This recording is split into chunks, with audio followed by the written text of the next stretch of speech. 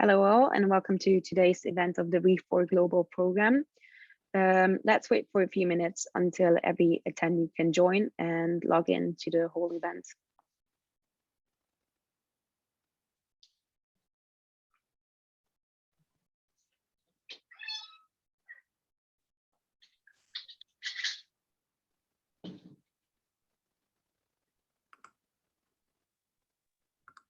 Okay, see people are joining and attending. Welcome, Martin. Martin is going to be one of our panelists today. Hi. Hi. Yes, now it works. Oh, nice to see you. Okay, then let me start with a very warm welcome. Welcome everyone, the teams, everyone interested in, especially the two panelists. Thank you for accepting the invitation and joining us today. So today we have the introduction to the Czech ecosystem within the framework of the We4 Global Export Readiness Programme.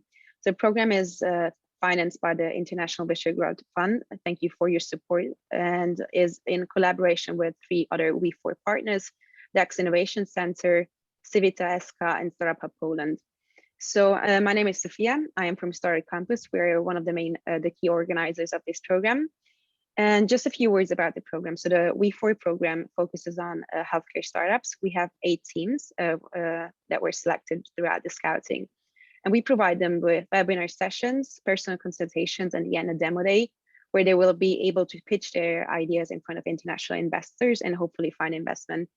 The whole program is centered around providing the skills and the know-how how to accelerate and internationally become successful. And we're trying to convey a global mindset, a business method, the business methodology, these that are necessary to reach such successes. So just a few words also about Startup Campus. We are based in Budapest, but we have offices in Berlin and London. We are one of the largest incubators and one of the largest players in the Hungarian startup ecosystem. We're really focused on innovation. We're trying to create local innovative programs in Hungary, but I am part of the London office, and we have a more global focus, for instance, this We4 program. So thank you again for everyone here. Today's event is going to be moderated by our Czech partners, Michal. And just as a key information, today's event is going to be recorded, and we will upload the recording to our YouTube channels, which will be disseminated on our Facebook. So without further ado, Michal, I would give you the word, and I genuinely hope that you're going to find today's event as interesting as the other ones as well. So please, Michal, it's your turn. Thank you very much. Thank you, and hello, greetings from the Czech Republic. I cannot see you, but you can hear us and you can see us, hopefully.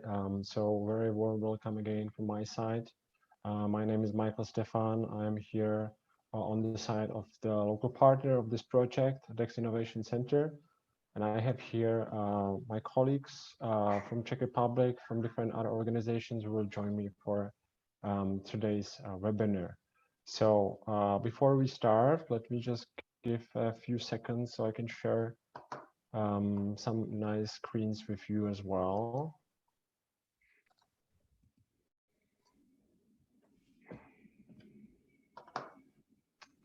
So as it has been cited in information for this webinar is for the program We4 Global Export Readiness Program, and today should be about introduction to the Czech healthcare innovation ecosystem. So as it has been put into more details, the Czech Republic really has a great research expertise in healthcare, and a few pioneering hospitals are eager to pilot and implement innovative solutions. And also there are many medical technology, biotechnology, or medical digital technology startups and small and medium enterprises in Czech Republic. However, not that many business angels and venture capital firms that are already investing in healthcare innovations. So let's have a look at the full picture, thanks to 3 speakers today. Firstly, the introduction to Czech hospital ecosystem, cases of innovations implemented, and how to work with hospitals will be presented by Martin May, who is now joining us on the call as well. He's an e-health consultant and innovator in Bindworks. Secondly, the introduction to Czech research and development university ecosystem cases of some research development projects implemented and technology challenges in healthcare will be presented by Lenka Lhotska, the Deputy Head of the Department of Natural Sciences at Faculty of Biomedical Engineering at Czech Technical University in Prague. And she's going to join us very soon. And thirdly, the last session is going to be presented by myself as an introduction to Czech innovation and investment ecosystem. Presented by myself. I am the head of project implementation and communication at DEX Innovation Center and also the EIT Health Hub in the Czech Republic. So before we move to the first speaker of today, which will be Martin May from BindWorks, let me just walk you quickly through the role that we are playing as a local partner here on this program. Because I'm coming personally from an institution that is called DEX Innovation Center. We are a private innovation center, and our mission is to improve societies through digital innovation and research. And we do it primarily in three specific segments: in health, in energy, and in transportation. We do focus on primarily four main activities and pillars. First is fundraising, second is co-creation, third is building new technological teams and startups, and the last one is educating.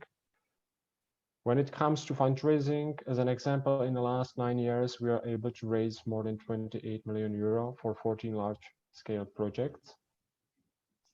When it comes to co-creation, pillar of our activities, we were involved in creation of more than 30 products and working together with more than 6 enabling ecosystems in the whole Europe. And we are also partners in different stages of the co-creation process, whether this is from the early stage of user-centered design, user acceptance testing, piloting stage, up to the capitalization and exploitation of the research results. And we are also involved in the management process of the co-creation process. When it comes to our build activities in DEX Innovation Center, we currently have in our portfolio more than 80 alumni startups who raised more than 6 million euro as an investment. Some of the most famous startups that we work with is Whalebone in IT security, Sempia in healthcare, and Inocure as a biotech company from Czech Republic as well. We do many different activities for technological teams and startups, whether this is related to awareness raising, identification. We are running our own acceleration program called For Digital Health. It is going to start next Monday. We are actually a local partner for startups from other countries who would like to soft land in the Czech Republic. So we are the local partner to help them to get into Czech Republic through the Bridgehead program and acceleration schemes. We are also bringing Czech healthcare startups to Europe through the EIT Health Business Creation programs. When it comes to the last thing that we do in DEX Innovation Center, this is about education. We pretty much work with multiple age groups, but we want to educate them and teach them that they should not really see problems around them as threats or challenges, but they should really see it as business opportunities. We currently have more than 10 people in the core team, including myself, but we will not be able to do everything that we run just based on the internal people. So we cooperate with multiple other mentors and partners, not only in the Czech Republic, but also in the whole Europe and other parts.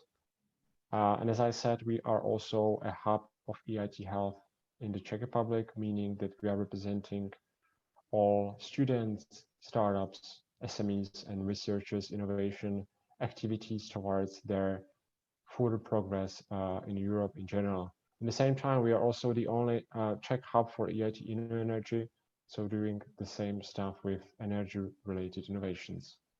We are cooperating with many interesting parties in Europe, and obviously I will be very happy if you can follow us later on after this workshop as well. And still, before going into the main topics of today, let me briefly walk you through the role of the EIT Health Hub in the Czech Republic, because that is important to understand where our position lies in the ecosystem. In general, we are the only Czech partner in Czech Republic that is actually supporting the EIT health related activities in Europe. EIT Health is an European Institute of Technology that actually is focused on health related innovations. And they strive for the following three objectives: strengthening healthcare systems in Europe, promoting better health of citizens, and also contributing to sustainable health economy in Europe. There is a big network of EIT Health, as you can see now on the picture, between different countries. Czech Republic is not here on the list. There are not multiple partners from Czech Republic that will be the core part of the EIT Health network. As you can see, for example, in Spain, France, Germany, UK, and Sweden. But Czech Republic is now in the very same group as, for example, Poland or Slovenia, where there is a local partner that is helping with all the local activities and connecting to the international partners in Europe from this network. And EIT Health does very similar stuff as we do in DEX Innovation Center. They have a lot of educational opportunities to bring talents together with the expert leaders and entrepreneurs. For example, they are running 25 activities for executives and professionals to connect industry with academia in a productive manner. They also run 17 activities for the citizens themselves as part of the co-creation process. They run 14 activities for entrepreneurs and innovators, and also many activities for students, whether they are activities that are actually connecting students with professionals, whether they are promoting health innovation among the students and bring top talent together. They also support participation of students in their core degree programs, whether this is Master in Innovation Healthcare, International Master Program in Innovation Medicine, and some other technological related programs. One of the very basic healthcare related activities for students is an event that we are organizing in Czech Republic too. It is called Innovation Day. It is usually a 1 or 2 day program for students from different backgrounds, whether this is technical, marketing, healthcare, social related, legal. Brings them together from master's degree, from PhD degrees, but also from early stage startups, and it gives them the basics about the design thinking, pitching skills, and innovation. And based on challenges that are usually brought by the industry or by some partners, the teams of 4 or 5 people are working together during the full day or 2 days in order to come up with a solution based on the design thinking methodology. And at the end of the day, they are presenting their solutions, and the winning solutions from each country go to the international final. So this is called Innovation Day. In terms of working with startups, EIT Health actually offers multiple programs, whether you are in incubation stage, validation scale, or scale up stage. For example, for early entrepreneurs, there are programs like Bootcamp, Venture Lab, or EIT Jumpstarter that does not only impact health, but also some other 5 related industry segments from other parts like raw materials, transportation, and others. In terms of the programs that actually focus on startups in the validation phase, we are talking about programs like Living Labs, Test Beds, Mentoring Coaching Network, and Head Start funding. And the last stage of programs for startups is actually at the scale-up stage. This is about the soft landing to other markets through the bridgehead. This is about the gold track and the network itself. European Health Catapult, Investor Network, equity crowdfunding platforms are other programs and activities focused on scale-ups. And last but not least, EIT Health also runs innovations projects, which is a possibility to get 75,000 euro for a cooperation between an academia or a hospital player together with a startup or SMEs in order to bring ideas from their cupboards into a reality through validation of a proof of concept stage. So this is a unique opportunity how to put together cooperation between the hospital or academia with a startup or a company that is not available only in the Czech Republic, but in all EIT health related countries. So this is all about DEX Innovation Center and about our role as an EIT health hub in the Czech Republic as well. And I would really like now to give the word to Martin May from Bindworks, who is an EIT health consultant and innovator, who is the most respected person and the best person to tell you more details about the Czech hospital ecosystem. Martin. So please give me a second and I will make you a co-host so we can share your screen with the participants. Okay, so I will try it. Give seconds to me as well to make sure that it will, yes, it will, should work. So let me know if you see that. Wonderful, I can see, thanks. Okay, perfect. Just to make sure that everyone sees it. I've been on so many calls where only presenter have been seeing the presentation. So thank you for the opportunity to participate in this event.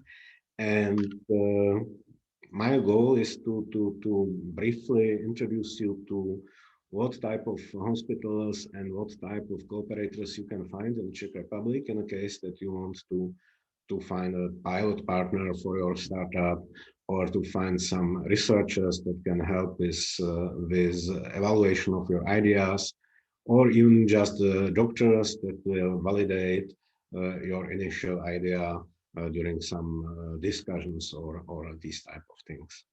So let me check if I can move to the next slide. For sure I can. So it works. At the beginning, I've chosen 6 examples of what's happening in recent days in Czech Republic in the area of innovation inside the hospitals.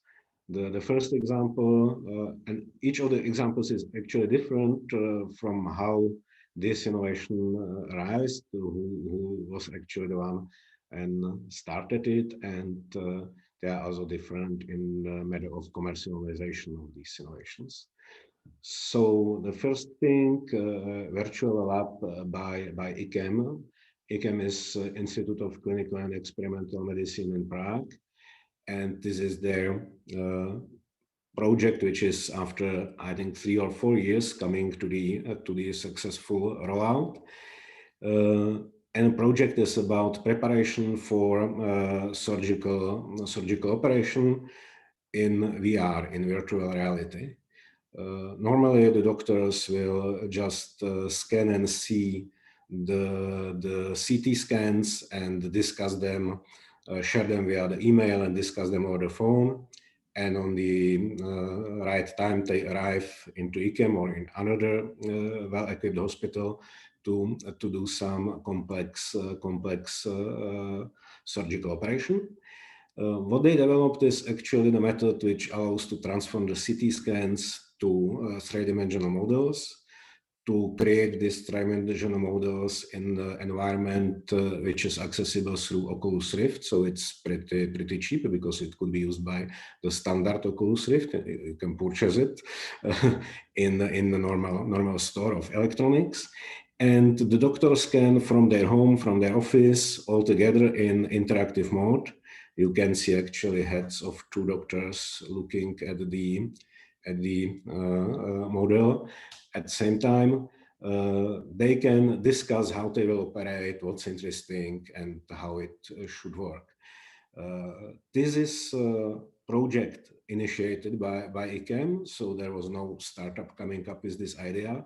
But on their innovation conference, the students from one student from Oxford University, but actually Czech person, the Czech citizen, noticed that it's interesting that he can help with them, and now they're actually working on this together with the aim to provide it as a free service over the internet from the entire world. So it means anyone in any hospital will be able to upload their CT scans and get to this virtual reality environment. So this is something which started inside the hospital as part of their innovation plans, their research, their innovation activity, and someone as an outsider joined it because he noticed it's interesting. Sorry about this. Then, if you have some questions, you probably can somehow raise a hand in this environment, and hopefully I will notice and try to answer. But I will continue. The next one is the real startup.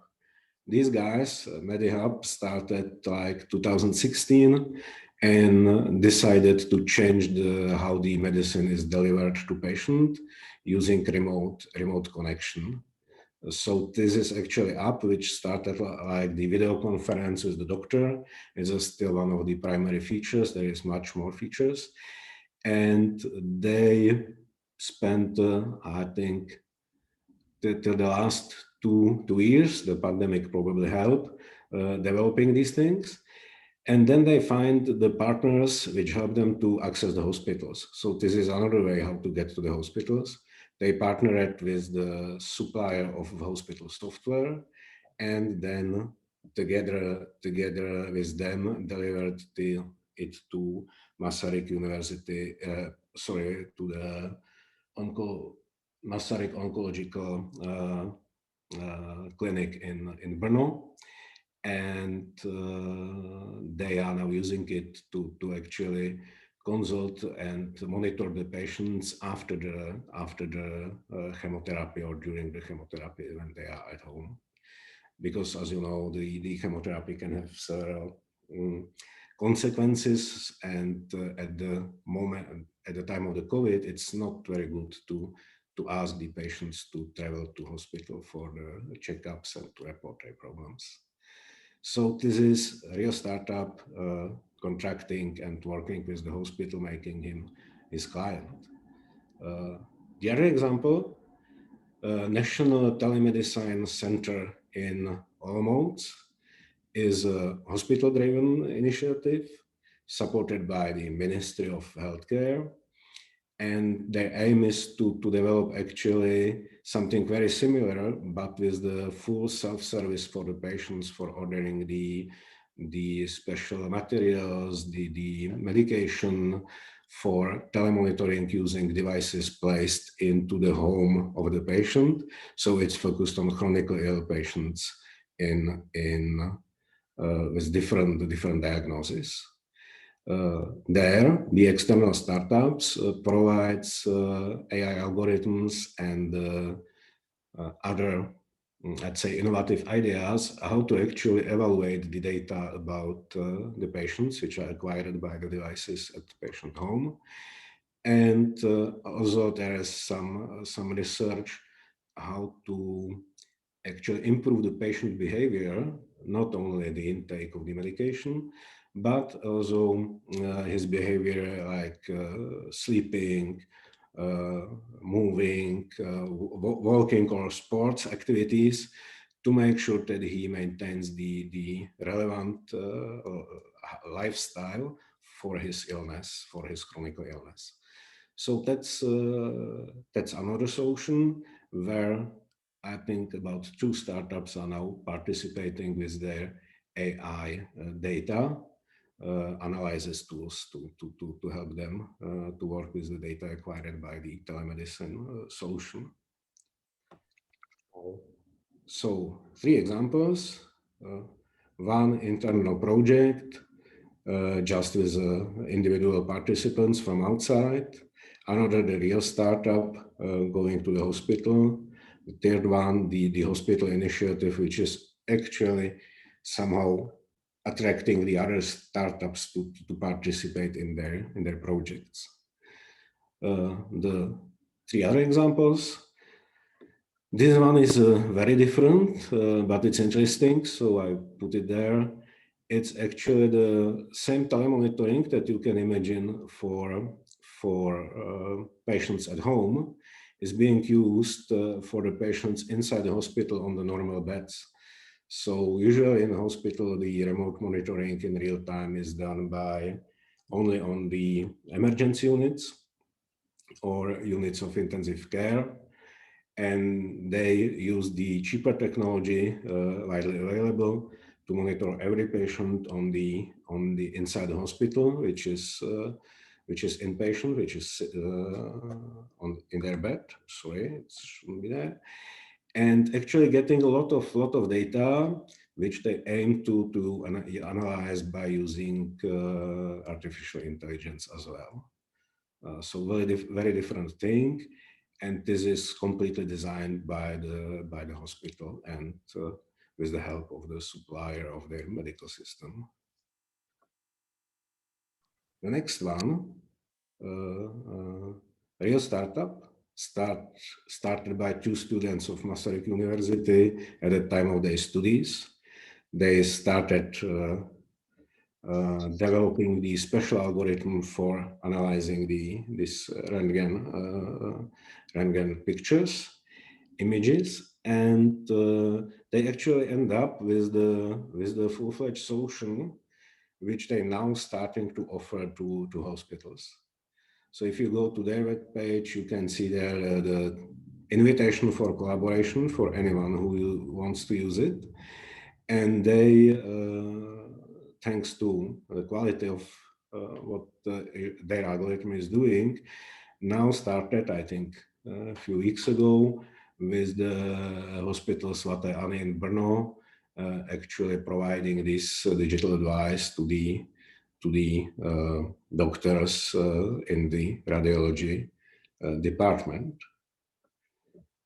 So that's a real startup, convincing the client only by the quality of what they actually developed.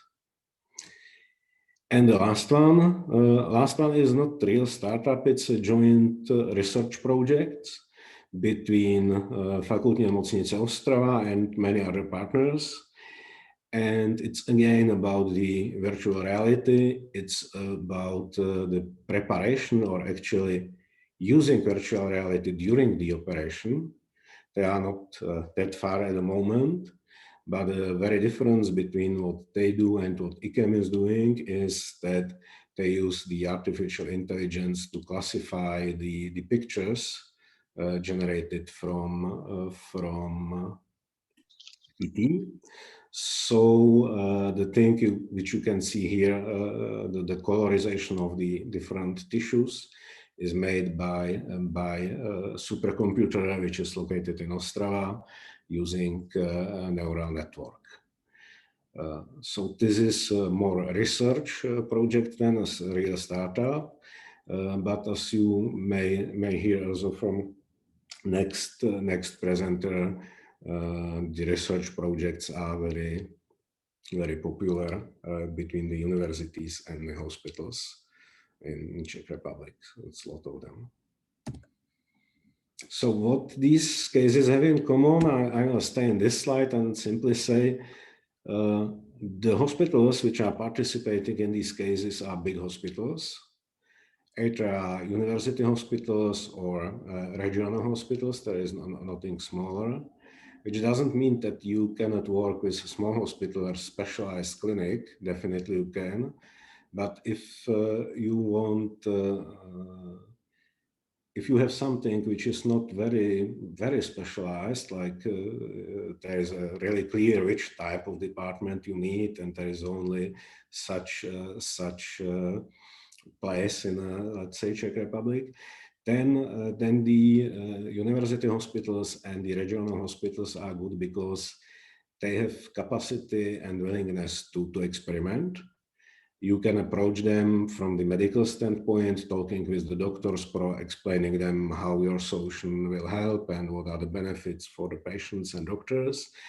And if you find the right support in between the medical staff, then it's very possible that they start to work with you for basically 2 reasons. The one reason is these large hospitals are interested in innovation. They are interested in positively improving the services that they are providing, and also in creating the image of innovative hospitals, which helps them to attract the best doctors and and also build their own research capabilities. So they are pretty interested, and the right approach how to start with them is to find the right department and the right doctor to work with.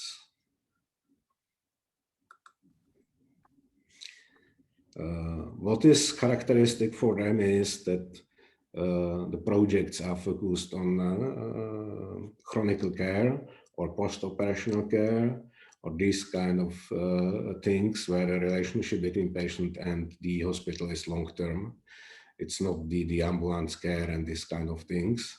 But of course, there could be projects like this as well, but their typical focus is on a long-term patients which are either chronically ill or they are in preparation or after some surgical procedure. You will get the slides later on, so you can read the other things here. It's no problem. What is I see something chat. What does it say?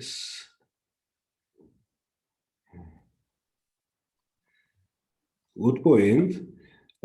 Basically, you should have the contract about data sharing with a particular clinic or hospital. So, for example, for the dermatology, there is University Hospital Královské Vinohrady, where the dermatology is relatively well organized, and they have the research on many topics. So if you have the interesting algorithm which they can use, you can approach them, and you can discuss the ways of possible cooperation. What I have seen is that another startup provided in different area than skincare, but provided let's say algorithm. The data have been in real time transferred from hospital to the algorithm to evaluate. And okay, it's frozen. Hello. Guys, do you hear me? Martin, I'm not sure whether the other people have the same problem, but in the last 20 seconds, I could hear every third word. Yeah, it seems very bad. Give me a second. Sure, no problem. Is there some connection issue? I will switch off my camera if I can and reduce the.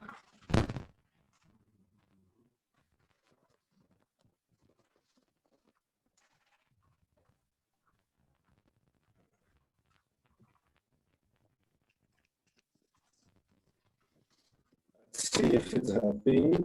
1, 2, 3. No. I still have troubles hearing you correctly, Martin. Yes. I see it.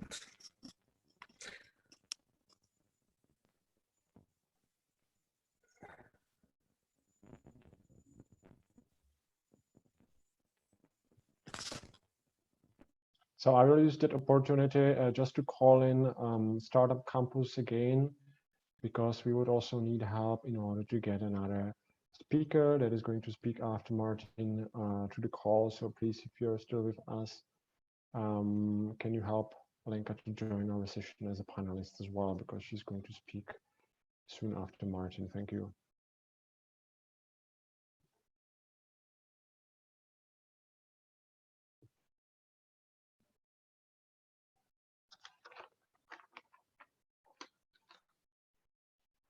Martin, can you hear me?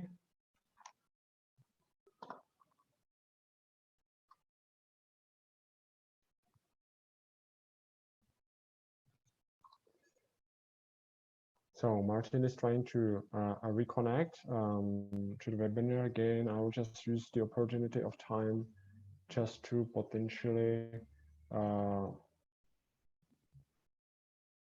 still tell you some more information about the thing that I wanted to touch during this webinar.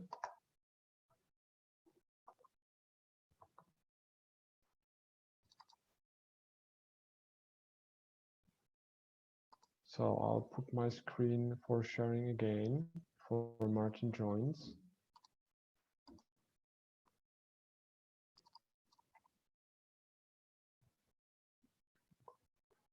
And I'll go to the slide which I wanted to share with you now, guys.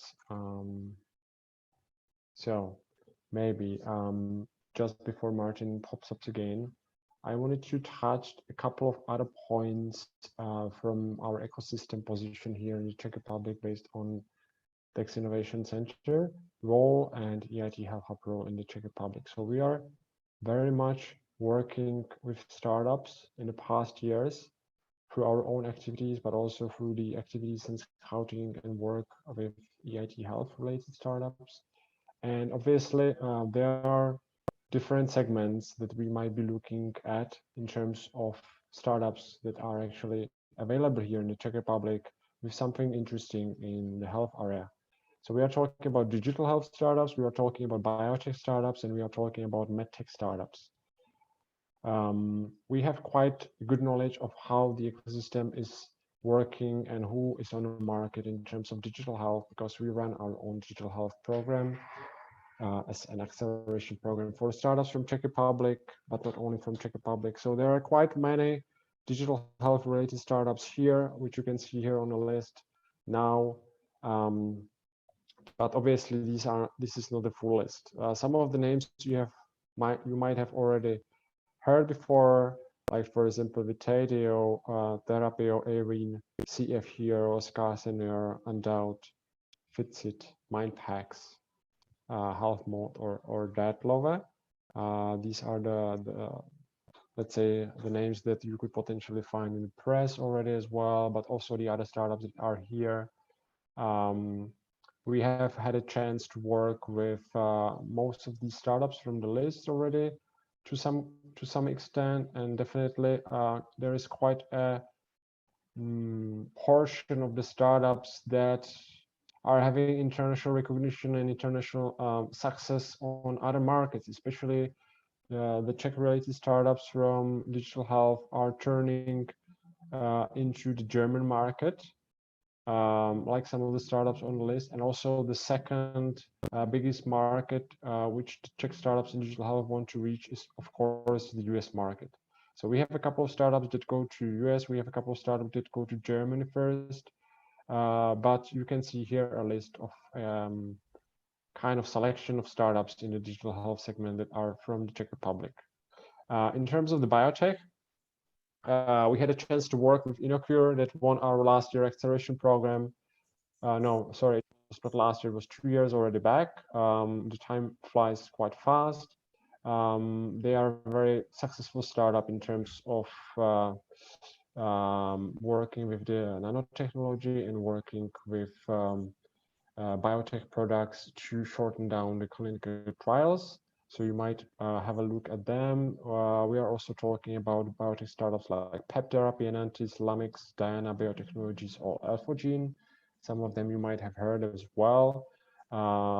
As we are not involved as much as DEX Innovation Center in the biotech segment, you will obviously be able to find many more interesting startups that usually get created from the cooperation between the research centers and the universities and some commercial investors.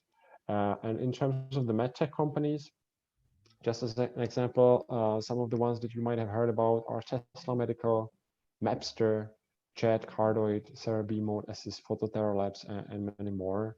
And we are quite involved in the medtech sector in Czech Republic as well. Tesla Medical was a winner of our last year acceleration program, and their market, which they are going into, is also the US market. So there are quite a lot of startups in general in Czech Republic in terms of health innovations. Most of them are in the digital health segment, but there is an interesting amount of startups in the medical technology and biotech startups that you will even be able to find through their participation in associations of medical technology providers and producers. and biotechnology producers. So at this stage, we've given you some short information about some examples of startups from Czech Republic. I would like to come back to Martin, asking Martin, are you back again with us today? Yes, yes, I hope I'm here. Can you hear me? I can hear you quite well now, so let's try to give you back the word. I will stop my screen, which I just used for giving some information from my part. And you should be able to share the screen now, hopefully. Sure, sure. And I actually have to move to different locations, so I will not turn the camera on right now. I will just start presenting. Would be better. So this and this, yes, sure. Okay. So I've been asked the question how to get the for example, picture data for the dermatology. Again, it's first of all finding the right place. I mentioned for dermatology, I would go for Všeobecná fakultní nemocnice in Prague, but there are others as well. And the typical contract looks like, we will provide you anonymized data, you will train your algorithm and provide us with the results, we will do this research together. Later on, we are able to confirm that you did this with us. So, and actually we are able to design the clinical study with you. This is the typical what the hospital is interested in, actually, to have some research and have some papers to publish about the clinical study or something like that. And on the other side, they provide you the data and they will probably ask for something like amount of free usage of your algorithm per month as a payback for this. You can agree the different models, the one which is actually you can learn your algorithm on our pictures and then you will provide us free diagnostic in some extent. I've seen practically implemented in one of the other hospitals, and I believe that this is the way. The other way should be through the university, because the university should have enough similar data. But to actually prove it and use it in practical environment, I would suggest to find the dermatology department in one of these large hospitals, or find some specialized dermatology clinic and approach them with proposal like that. It should work in a case that the problem that your algorithm is solving is something that they also care about. So this could help you to find the right hospital or right clinic. For example, the skin cancer is typically solved everywhere, and there is a lot of AI used in analyzing of skin cancer, but there are other skin problems which still need the involvement of new startups and companies to help them. This is actually a good question also for why I have in this slide underscored the primary doctor and head of clinics, because in large hospital the important is where you start to talk and with whom you start to talk. Okay. So why we are saying, or I'm saying, that it's best to start to talk with the primary doctor or head of department, let's say, because these people are close enough to the real work. So if you need the data, if you need the patients, if you need some interactions from doctors, these people usually have very good idea what they will be able to commit to. They actually are responsible for the stuff which will be working with you on your experiments or on your pilot. So these are the right people. And then from this, you have to upgrade to head of clinics, which is přednosta in Czech language, because this is already a half manager, and you need approval from the hospital management. approaching the hospital from the other side, from the management side, usually doesn't work that well, unless some of them expressed some interest in your startup directly, because the management usually isn't able to properly assess and get, let's say, excited about these ideas. They care more about the economics and risk avoidance. So you need to find your advocate inside the hospital, and it would be most likely a primary doctor or some other senior medical staff. On the other side, what sometimes happens in Czech hospitals is that the experiments goes on without the knowledge of the hospital management, and it's not recommendable. It shouldn't be done this way. If your idea is really good, and if the doctors that you are talking with are excited about it, there should be zero problem for them to bring it to the head of the clinics and to the head of the hospital. If you work with these large hospitals, they have money, they have capacity, they have interest to actually support their doctors in doing interesting things and helping innovations. So that's how it will work. There are two interesting things for large hospitals. The one is that they are somehow competitive, and they sometimes do the same thing on the different places in different manner, but the same with the same goal. And the best answer to how to handle it is actually do not care. You are helping the doctors or the patients, and if they want to compete somehow, it's up to them. But you simply say them, we are here to help people or help to improve the efficiency of the treatment, and this is our only interest. Most people in state-owned hospitals will understand that and will react to that positively. In the private hospitals, of course, the ROI is important thing. We'll talk about the private hospitals later. Okay, I'll try the next slide. So what are the typical teams today? Monitoring, telemonitoring, remote monitoring, very typical thing. Everyone is trying to do something like that, either to measure the compliance with the treatment, or to simplify and save time for the patients and reduce the risk that they get infection on the way to the hospital, or to actually save time for medical staff, for the doctors themselves, because it could be better organized sometimes through the telemedicine tools. And of course, this is one thing which will be growing in the use in upcoming months and years very, very strongly.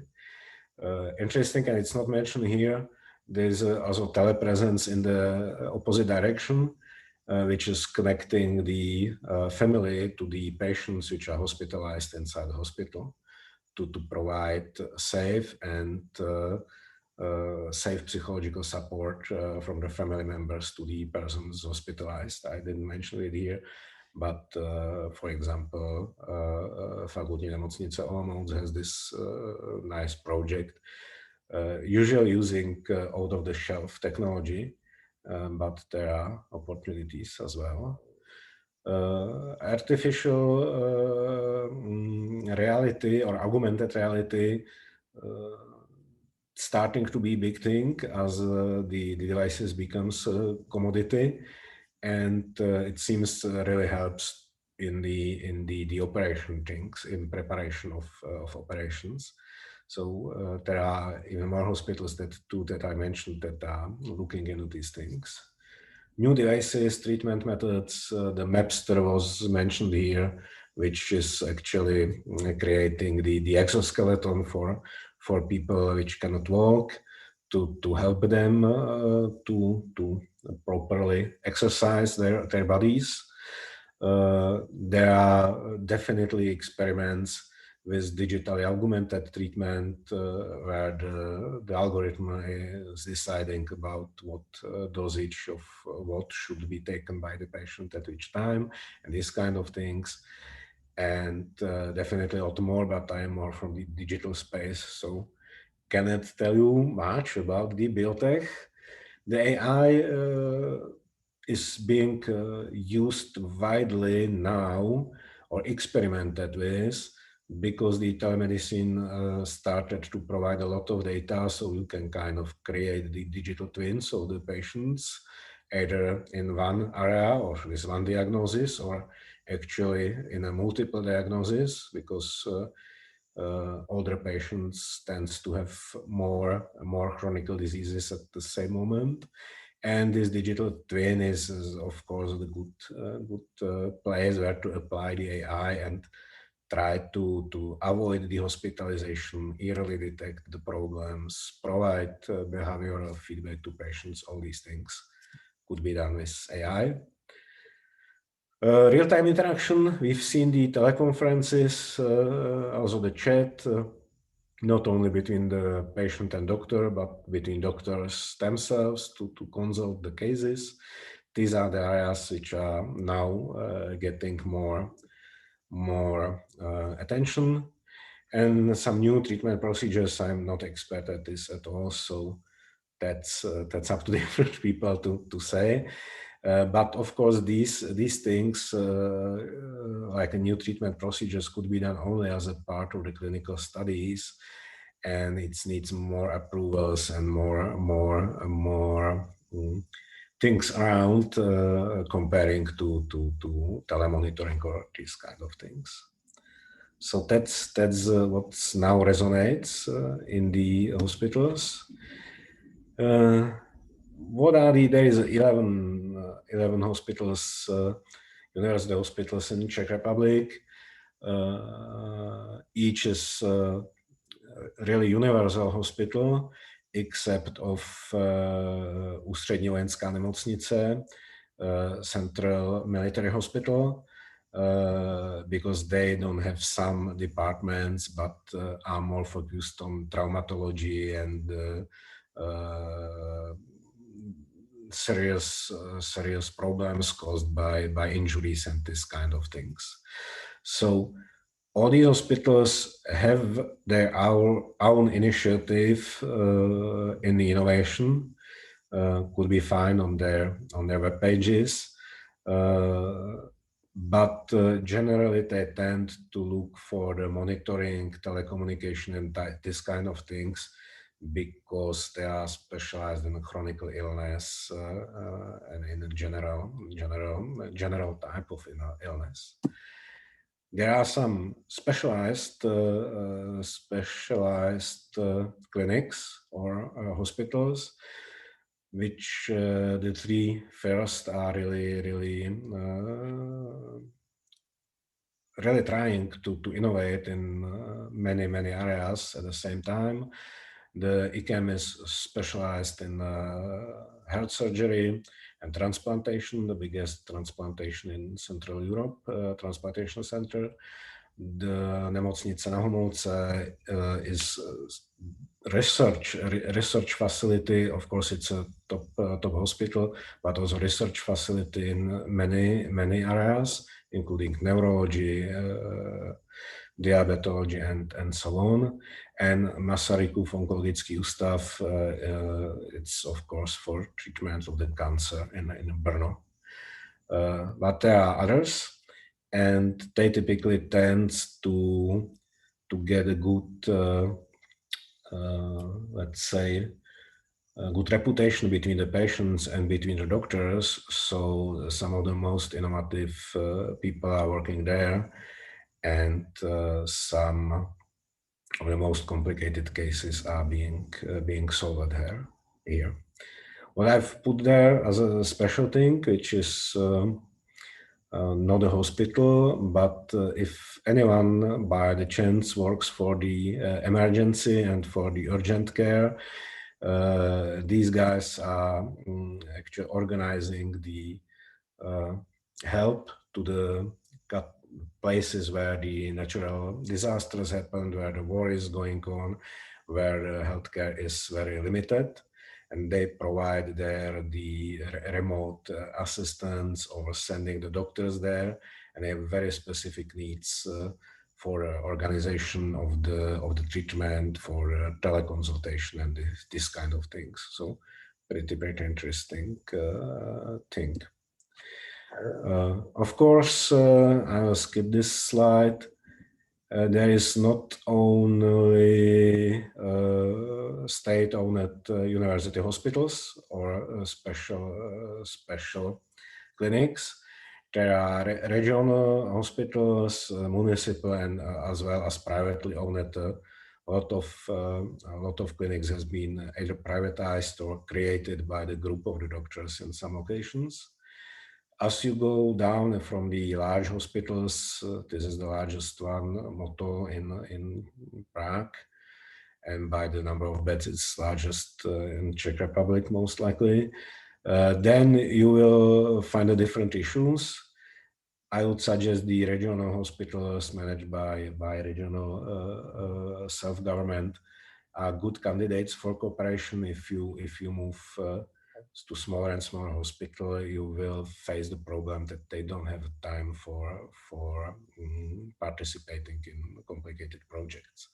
So, but of course, in some cases they have. Depends how big they really are, because it's not generally true that the municipal hospitals are smaller. There are quite big hospitals as well. Privately owned hospitals are very different because if we talk about helping the patients and improving the life of the doctors and the staff, this resonates with every hospital. With privately owned hospitals resonates the more business-oriented approach. So they care about the business case, they care about the relationship management with the patients, and these kind of things in a much emphasized way comparing to the state-owned hospitals. They also care about what is called the managed care, which means they're trying to focus to cover the entire life cycle of the healthy person, prevention, family care, management of the disease, and then of course the treatment, which could be better, let's say, not better provided, because the state hospitals are very good, and all the hospitals in Czech Republic are, from the medical perspective, very good. But from the management perspective, from the perspective of how they care about the communication with the patient and this kind of things. So that's the privately owned hospitals, and we will see some examples later. Now we have the Ministry of Health. I would start with the question, should you talk to them? The answer is, if there is just one hospital that you need for your pilot or testing or something, probably is not a good way to start with Ministry. If you have something with systemic impact, like I have the solution which will connect everyone with everyone, then probably after validation that it works, it's a good idea to go to them, but they will slow down you in the practical steps execution. On the other side, there are some interesting activities which are going on there. We have recently a new EHouse legislation. It will probably not be applicable in next year or two, because there needs to be some infrastructure created, which is not there. But it's interesting to know that there is an initiative now covered by this legislation to connect all the hospitals together and basically create the interchange of medical, online interchange of medical records between hospitals in real time, and include every piece of healthcare system into this exchange of medical records, which should be very helpful once it works. It may happen that you will need some of these, because if you are about developing the new medicines, then definitely SUKL will be somehow involved in even in testing of these things.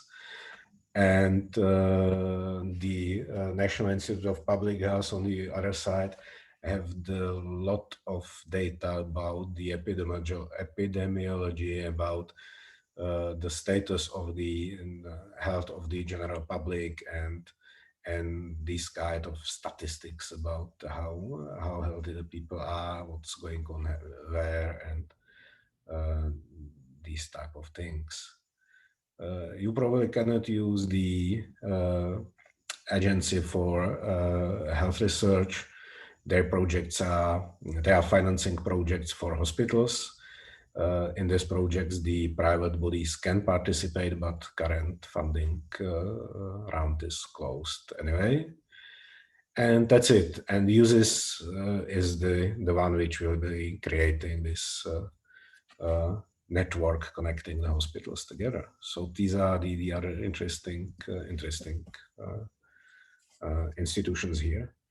Generally, if you need to talk to them, you are already talking to hospital, I would suggest to talk with your partners in hospital first, because they usually have the personal experience and they can help you to actually handle any relation to the government bodies. This is about the legislation for the digital care startups. Important point is that current legislation doesn't cover the telemedicine and doesn't cover the real-time monitoring, and what we should do with the data. So it against just up to using the existing law, mainly the GDPR for the privacy and medical secrecy for the data itself. So that's it, and it's not only about the hospitals.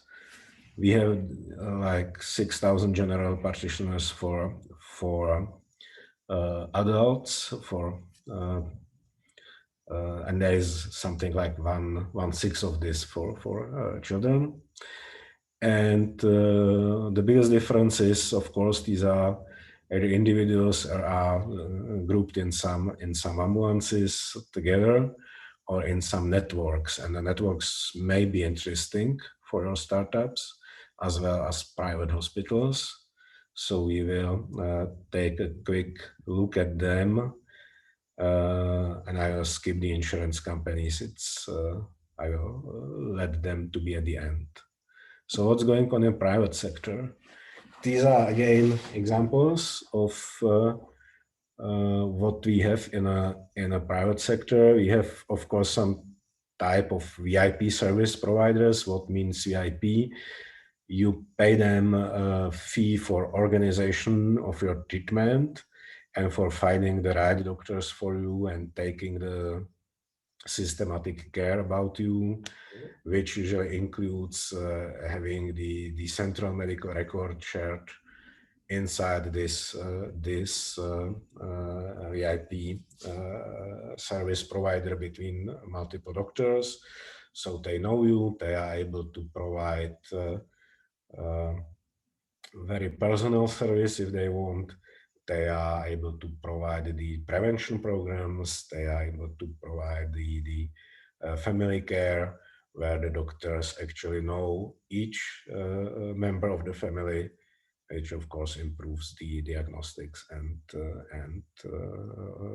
quality of the service. The Canadian Medical Center is example of completely private medical center. It's a part of a large private network. And what is interesting is that this is a really private. I mean, there is an investor, there is the business, there is a management. So they calculate the ROI before they invest into the projects, and you have probably approached them with the good business case as well, or with a good business proposal. Not only the improvement of how you can help them. The similar thing is true, but still the program House Plus is example of something else. It's a privately owned company which organize the treatment and have their own facilities, but sometimes they have contracted the doctors and the ambulances from the other hospitals, from the state-owned or municipality hospitals. So this is a kind of, we have our own team of doctors and specialists, and for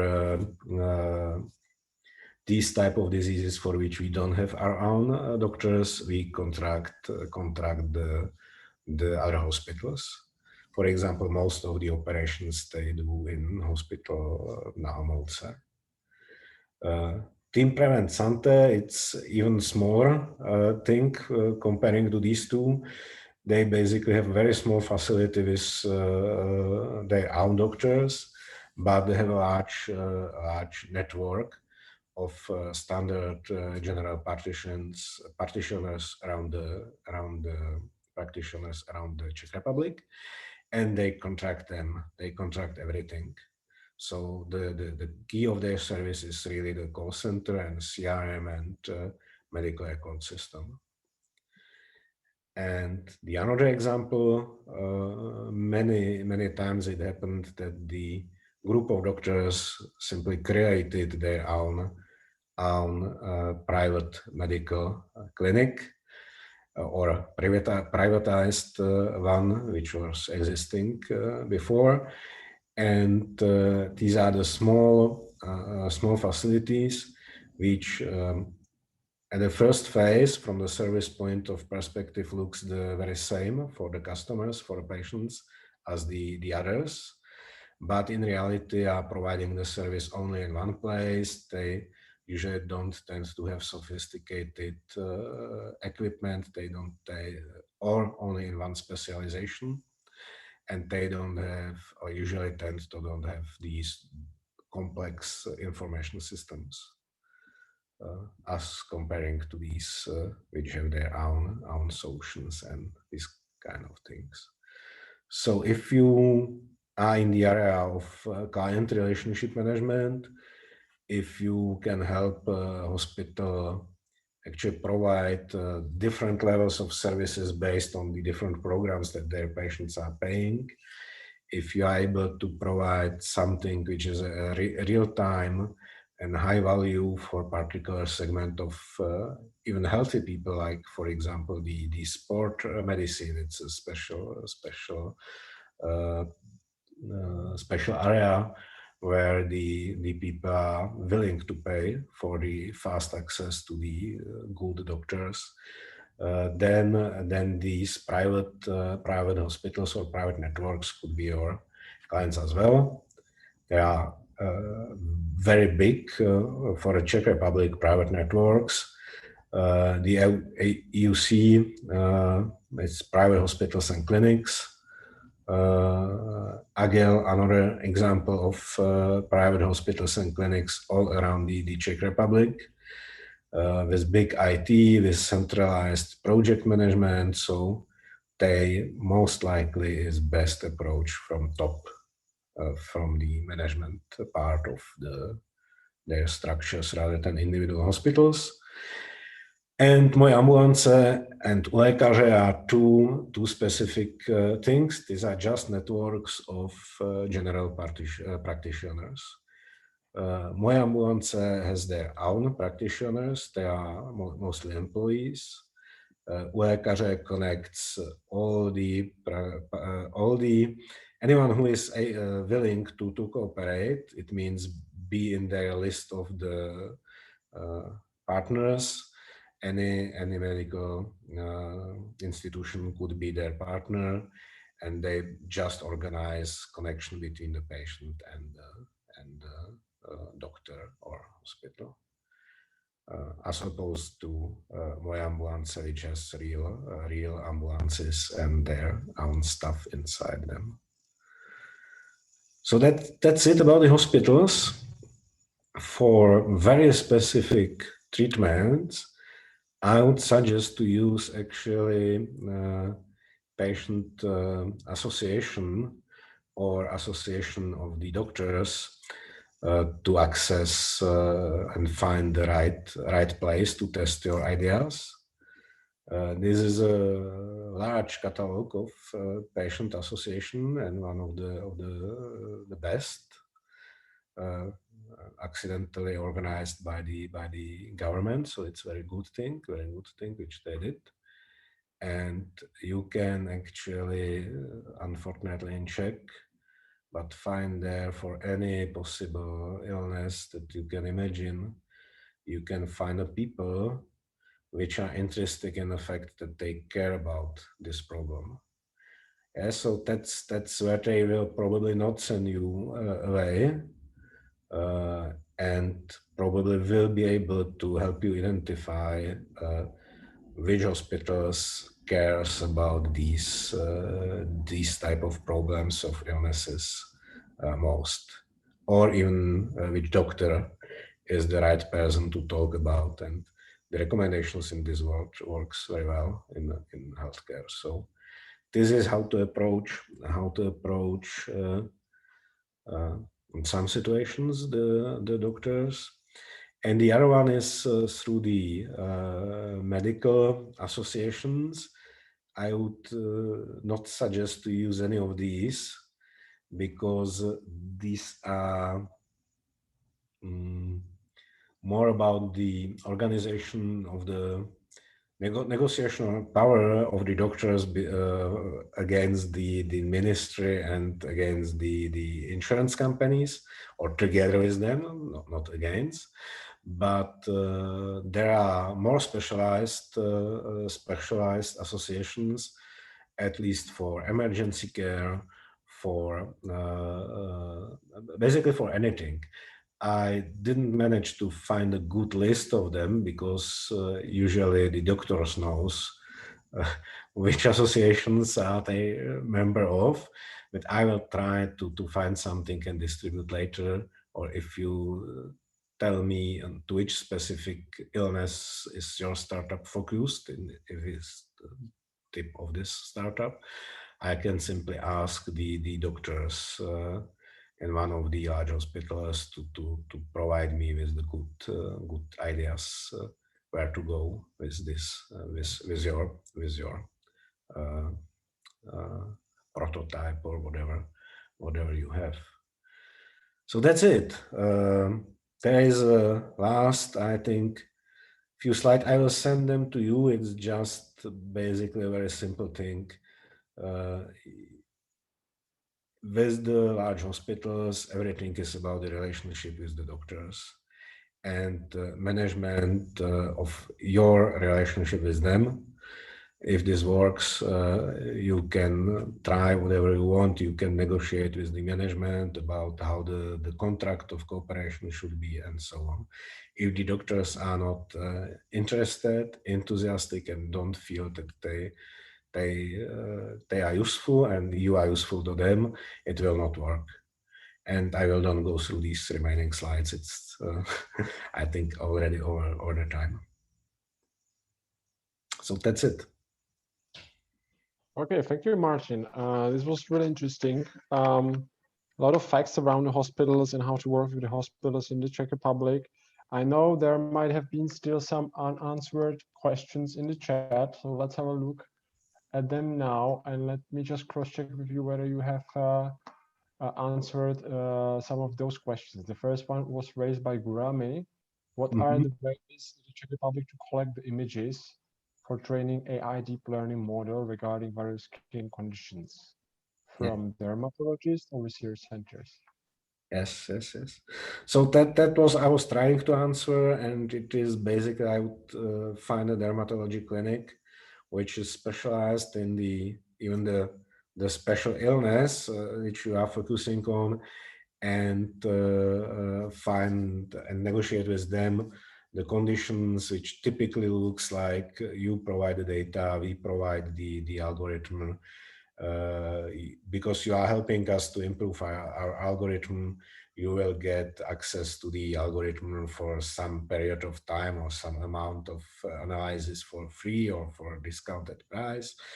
And of course, if our effort together will be successful, you should allow the hospital to publish something about the results, but it will actually help you as well, because they will be able to say, yes, it was proven in our hospital and so on. I'm not talking about the full-fledged clinical study, but of course, these large hospitals, the university hospitals, are pretty open to start clinical study with someone if the product or solution or treatment is already in that phase that the clinical study is useful thing. Okay, thanks very much, Martin. Trying to search for some other comments and questions we had in the chat. If any of the teams that are actually on the webinar today, can you please share your questions in the chat if you have anything for Martin, while I will still raise two of my questions for him.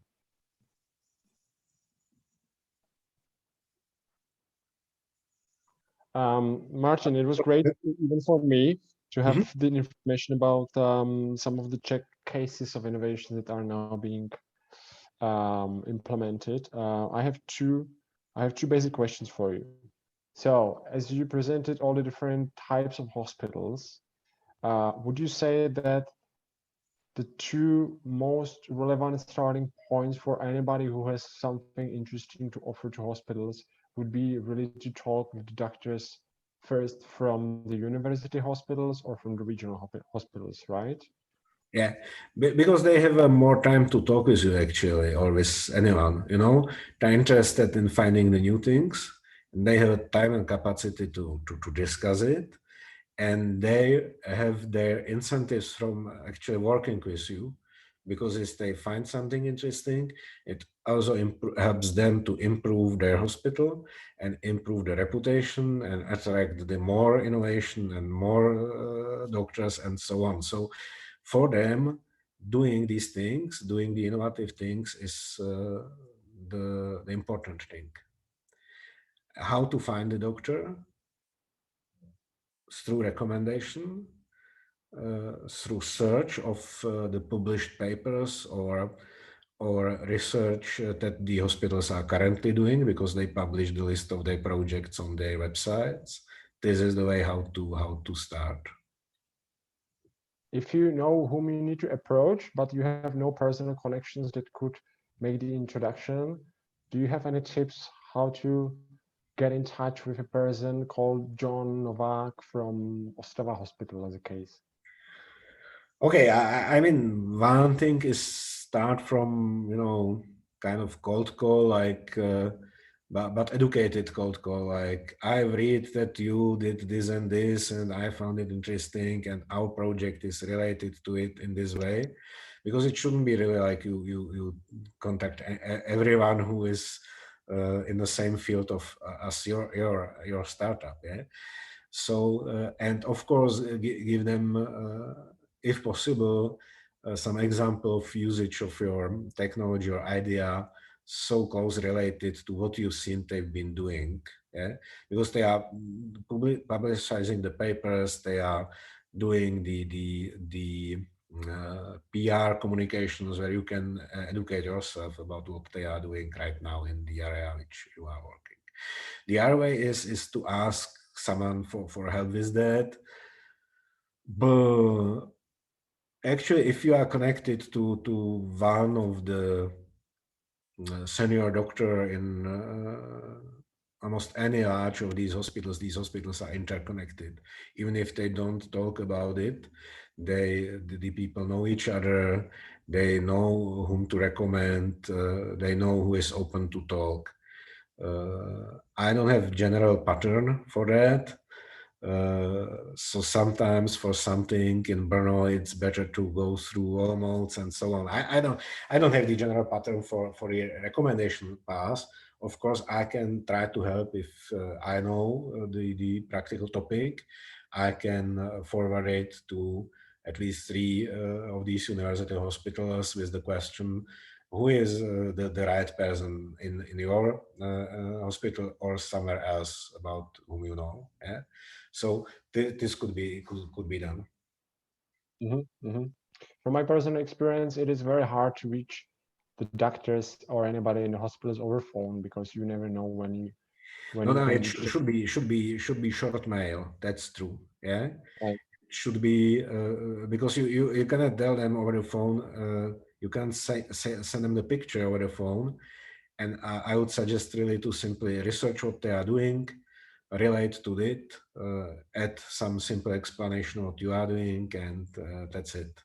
And of course, sorry, shouldn't be call. It should be an email or even LinkedIn in a case that they are on LinkedIn, but most of them is not. So that's an issue.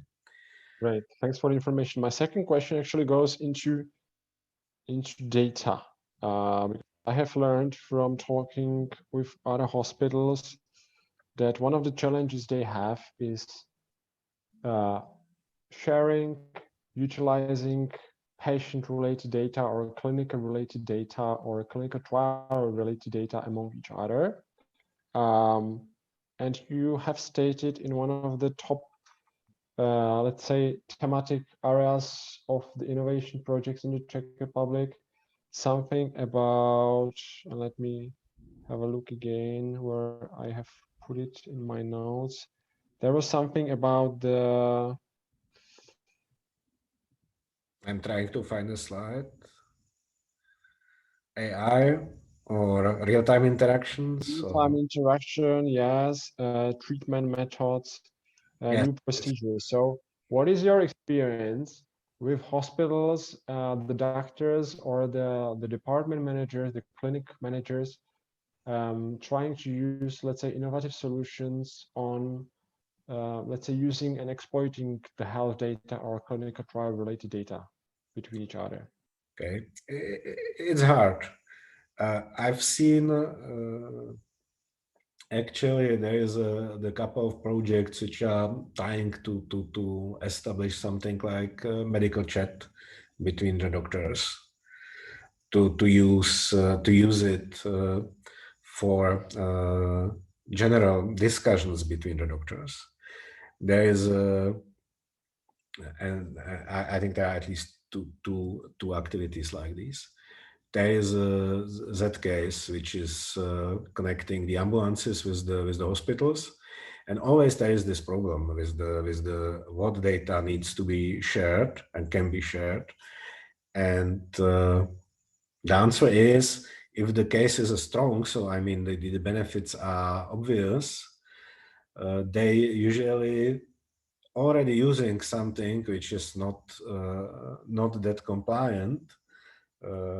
For example, the WhatsApp is very popular for particular uses in the healthcare, and they will be happy if you provide them with something better, which is actually compliant from the cybersecurity perspective, compliant with the law of Czech Republic, which is for sure compliant from the GDPR perspective, and which will provide them reasonable isolation between the everyday communication, which everyone is doing now, a lot of communication through the different devices, and the medical communication. There are systems, and this is why I mentioned real-time communication interaction. There are systems, and there will be systems to connect and transfer complex medical records between the hospitals. And there I don't see a big opportunity because it's already covered by the medical hospital systems and the different interconnections between them. Several solutions. But sometimes you need just a little data to make quick decisions or to assess if you need to go to the hospital, if you need to intervene, or the junior doctor can do that, and these kind of things. And for this, as well as for sharing, for example, video, there is still open space for implementations and ideas. Great, great. Thanks, Martin.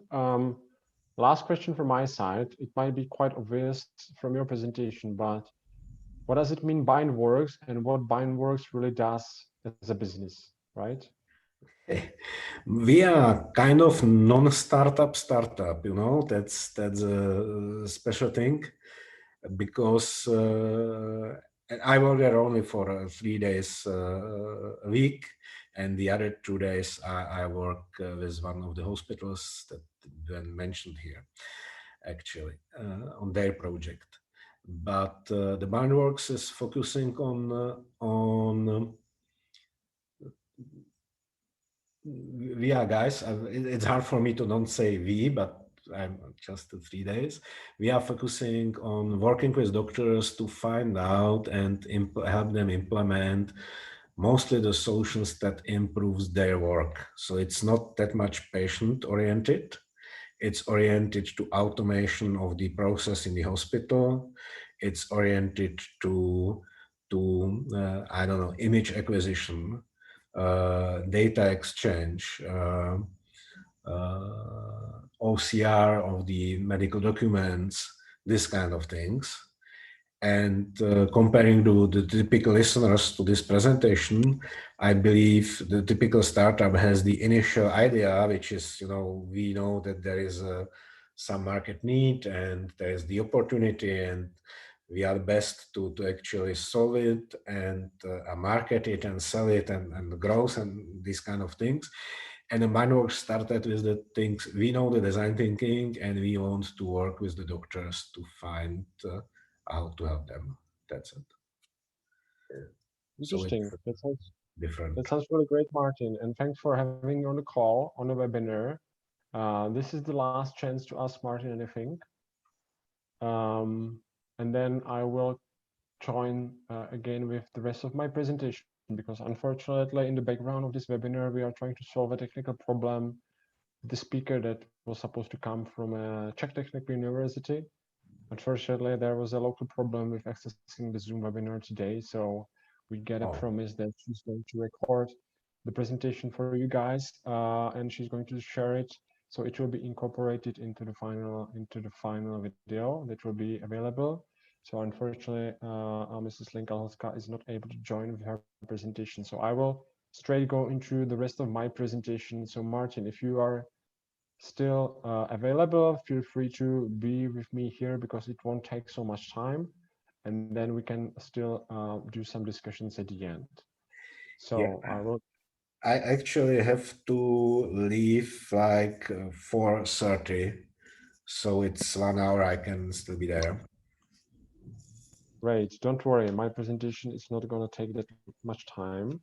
And I'm going to step right at the time when you appeared on the screen again after the technical troubles. And I will share my screen again with the startups.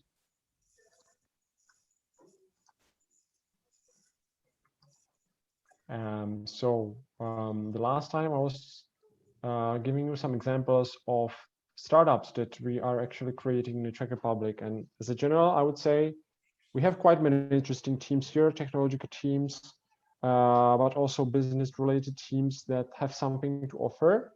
There's quite a lot of interesting startups in the Czech Republic, and you might see some of the cases here on the list and research more about them later on from the recording. When it comes to the other players on the market, like the investors, if you look at all the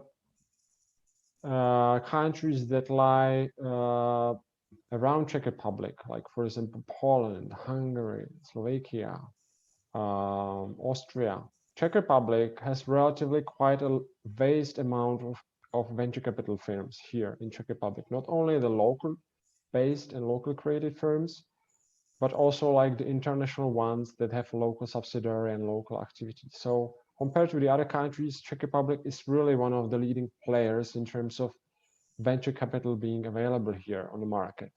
So, and now we are actually looking only at some examples of the most famous venture capital firms like Credo Ventures, ISOF, Depo Ventures, Opifer, Delta Air, Lighthouse Ventures, JNT, Fazol, Rockaway, Mitchell, FL Ventures, and many more.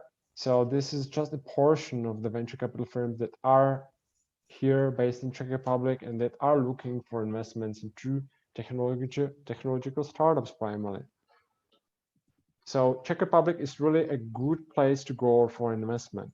Now, when it comes to other possible ways how to get investments in general, Czech Republic is also quite on a high level compared to other remaining countries from Central Europe, because we have many business angels that are operating very actively here in the Czech Republic, and especially for the investments that are needed between 50,000 euro and €500,000, the business angels associations might be potentially a good way to go before the need to step into the venture capital, which is now increasingly looking even at investments of €500,000 or even less.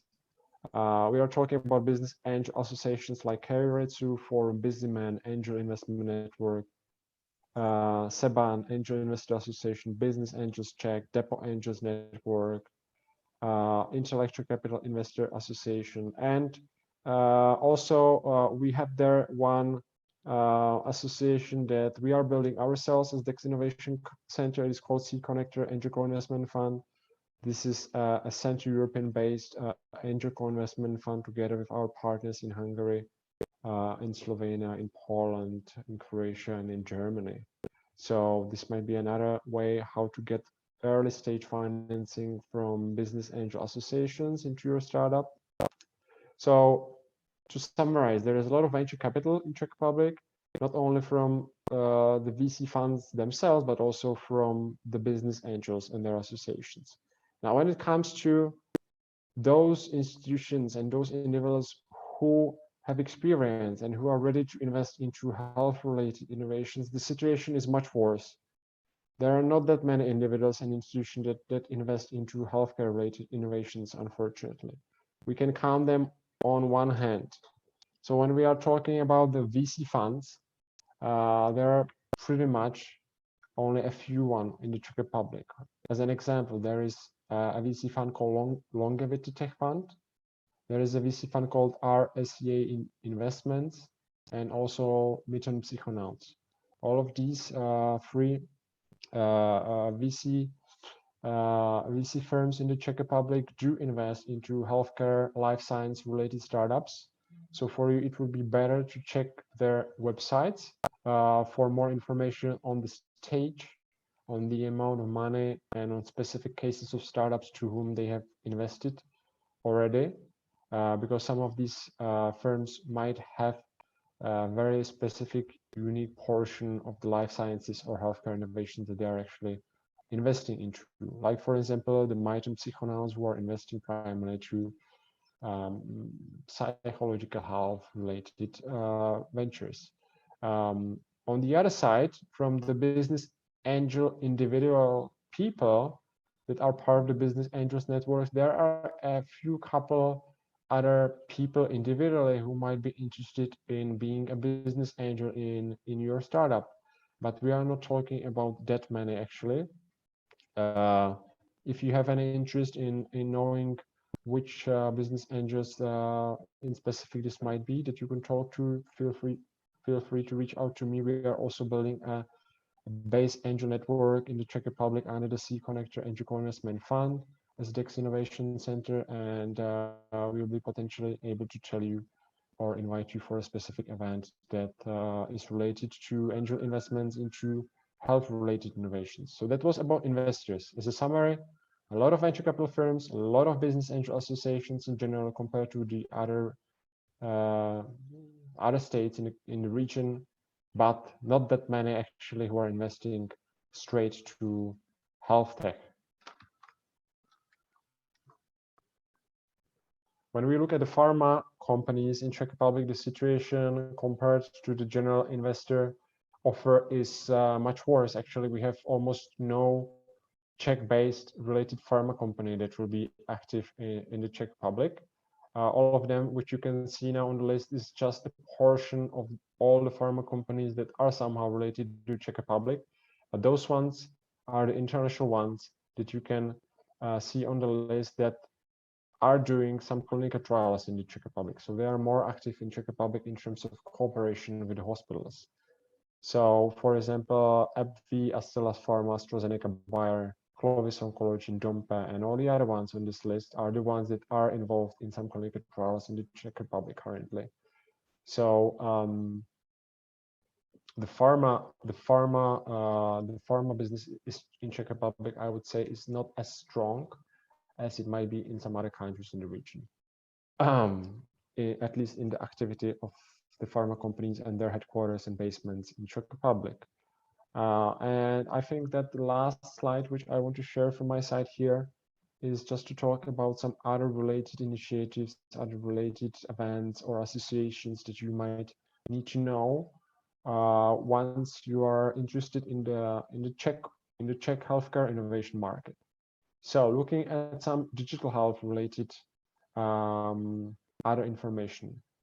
There is a competition, a yearly competition called Czech DigiMed Award, with whom we were partnering also last year as DEX Innovation Center, that actually looks and accepts applications for 3 different types of ideas or prototype or health-related innovations that has something in common with the data, with the health data. So if you are in a stage of a prototype or idea or advanced stage, this is a good competition to apply for, because it will help you to promote your project and also to navigate through some of the important stakeholders within the ecosystem. Now, the second thing which I would like to raise is an acceleration program that we are running ourselves as DEX Innovation Center. It's called For Digital Health. It is a specific acceleration program focused and targeted towards digital health related startups, not only from Czech Republic, but from other regions of Central Europe and also other remaining countries from the Baltics or Portugal. This is a couple of weeks related acceleration program that will help you primarily with launching your first sales. And this program is actually launching with 6 startups that were successful in reaching to the program next Monday. So if you might be interested in that program, do cross-check the website of the For Digital Health program on our website at the DEX Innovation Center. There is also another initiative now on the market from a medicine-related e-commerce site called Bilka. They're also setting up their own specific acceleration program for health-related innovations that will provide substantial benefits into the portfolio of products and services that Bilka is offering on the market right now. Another related stakeholder on the market that you should know about is Czech Invest, because Czech Invest really offers first quite a lot of important information about the producers of medical technology products from the Czech Republic, but also a lot of events related to health innovations in Czech Republic. And last thing that I would like to show with you from the digital health segment is an initiative that is called A+. This is run by an organization that is called Direct People. It actually provides an overview of all or most of the applications that have been used in practice in hospitals for an inspiration how the very simple applications that actually target the patients or the doctor's processes can work in the hospital environment. So this was some other related initiatives in the Czech Republic that you should know regarding digital health.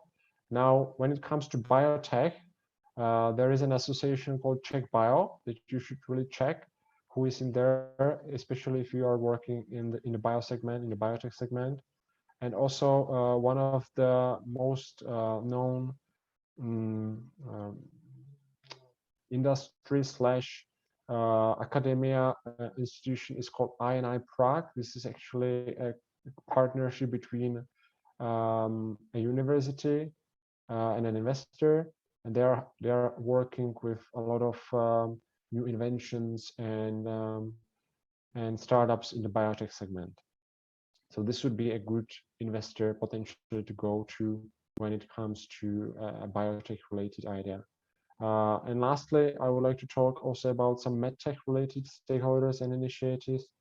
There is an important player on the market which is called CzechMed, the Czech Association of Medical Device Suppliers. And among their partners, among their members, there is quite a substantial number of interesting projects, interesting companies and startups that has something interesting to offer on the international markets as well. Another association that is very active in Czech Republic is also Association of Manufacturers and Suppliers of Medical Devices, still with the same settings as for CzechMed. Among their members, there are a lot of interesting startups, a lot of interesting medical device producers, so you should really check their website as well. When I was talking about the 4 Digital Health Acceleration Program for digital health related segment, we are opening the 4 Digital Health program that is going to launch next Monday also for medtech related startups. As an example, during last year program, it was actually a medtech related startup that won our batch. It was Tesla Medical. That was producing specific equipment to help patients on a long distance with their problems with overactive bladders. And also the 4 Digital Health program, looking back at 2 years ago, we had a winner from the biotech segment, which was the startup called Inkubator. So somehow we are also working with the biotech startups in the Czech Republic.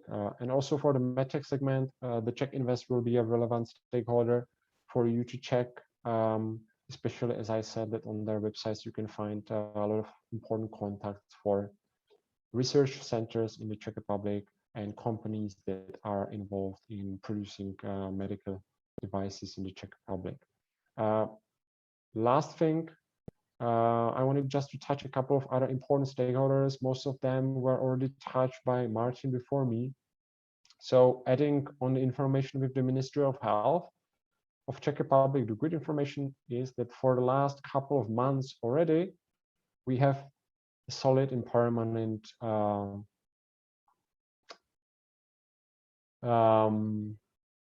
person that is responsible for the Ministry of Health, fortunately. And this person is very in favor of digitalization and innovation in terms of health. His name is Adam Wojciech, and if he stays on the position even after the elections 2 weeks from now, I think Czech Republic has a good potential in order to become a country that will get back on track in terms of working with digital innovation in terms of the health segment. One of the latest news from the Ministry of Health actually is that there is currently set up a new department under Ministry of Health that is going to specifically work and focus on digitalization and security. And Martin would like to add some more information to that, right? Yes, but it will not be that much information, just a confirmation that the Adam Wojciech is one of the best person I've ever seen from the ministry, who've been able to at least take care and initiate the things and initiative and activities related to the digitalization. So if he will be minister after elections, I think he will be the best for the digitalization of Czech healthcare. So, but it's a long run, of course, long run. It is, yes, and we all actually vote for Adam to stay there on the position because it will really help the digitalization in healthcare in Czech Republic, combined with the new e-health laws and regulations that you are also referring to, Martin. This is really a good way now for Czech Republic to move forward. So Ministry of Health might be a potential stakeholder for you, especially when, as Martin said, when you are already trying to cooperate with the whole ecosystem of various hospitals. Also, what might be an interesting stakeholder for you guys to look at is the Ministry of Industry and Trade. It might not seem at the first angle because they are not really related to innovation in healthcare at all, but they are actually offering a lot of operational program finances, even for healthcare related innovations that could be potentially used in order to improve something on the market, get a new product to the market in cooperation with research centers, especially and companies. So you better check all their newly created programs, newly created operational programs, because most of them are also related to health-related innovations, despite the fact that they are not focused and no calls is specifically targeting healthcare innovations. The next one, which I already said, was Czech Invest. Martin already touched Sucrozis, CZU and AZVCR, so I'm not going to talk about them anymore.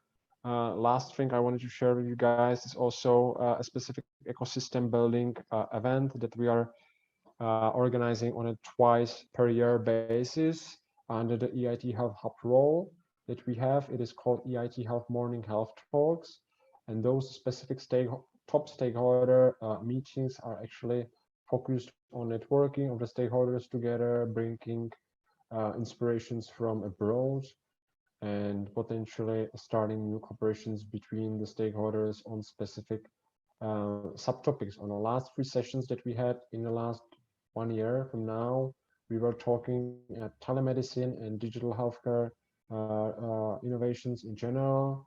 We are also looking at patient-related innovations, and we were also looking at specific use cases of innovations that have been sourced from all the implemented projects from Philips, Czech Republic, and also Philips Europe, but also from Mobikity Incorporated.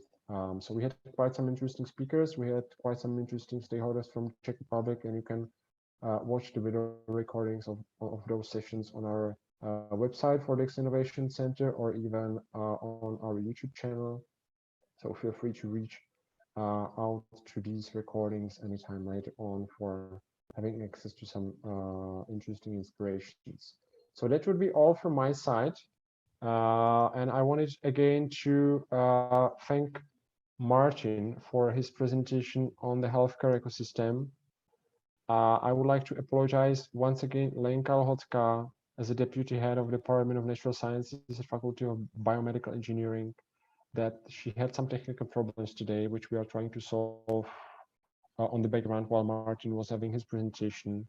But she promised that she will record a presentation for you guys, and we will be able to incorporate it in all the information being sent to you.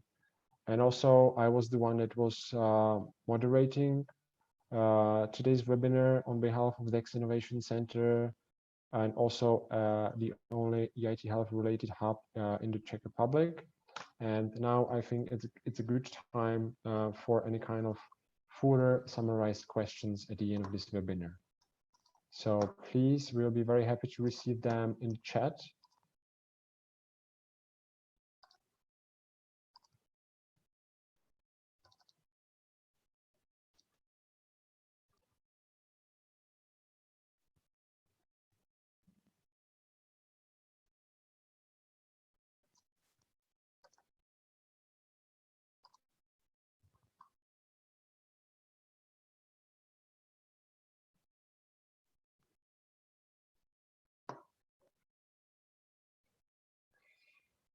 So last call for questions, please.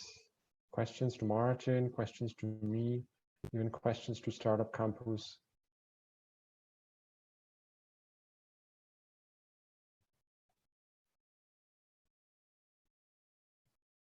Martin, do you have any question for me from your side? Okay, I'm thinking about a good question. Not necessarily you have to have a question, of course, but I'm just checking, you know. Yes. Maybe instead of the other participants, I will ask a question. If they see something interesting in your presentation or in mine, what they could do next, not right now, but maybe tomorrow or after they, think about it. Is there any way for ask questions later, or is there any way to connect with DEX on more details? What is the right procedure for that? That is a very good question, Martin, to which I need to invent a good answer now.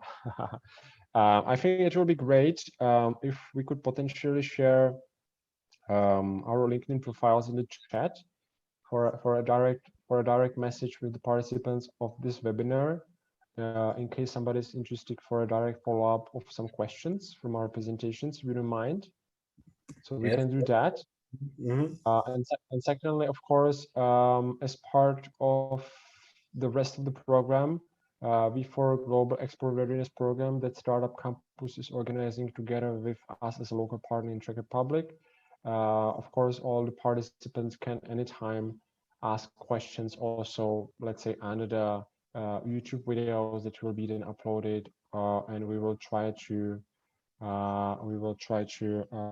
answer them at some point of time still through this program by email with Martin or even with Lenka. So thank you very much, Martin, for sharing your LinkedIn here on the chat. I will also do with mine. And then in the meantime, please feel free to ask us any question.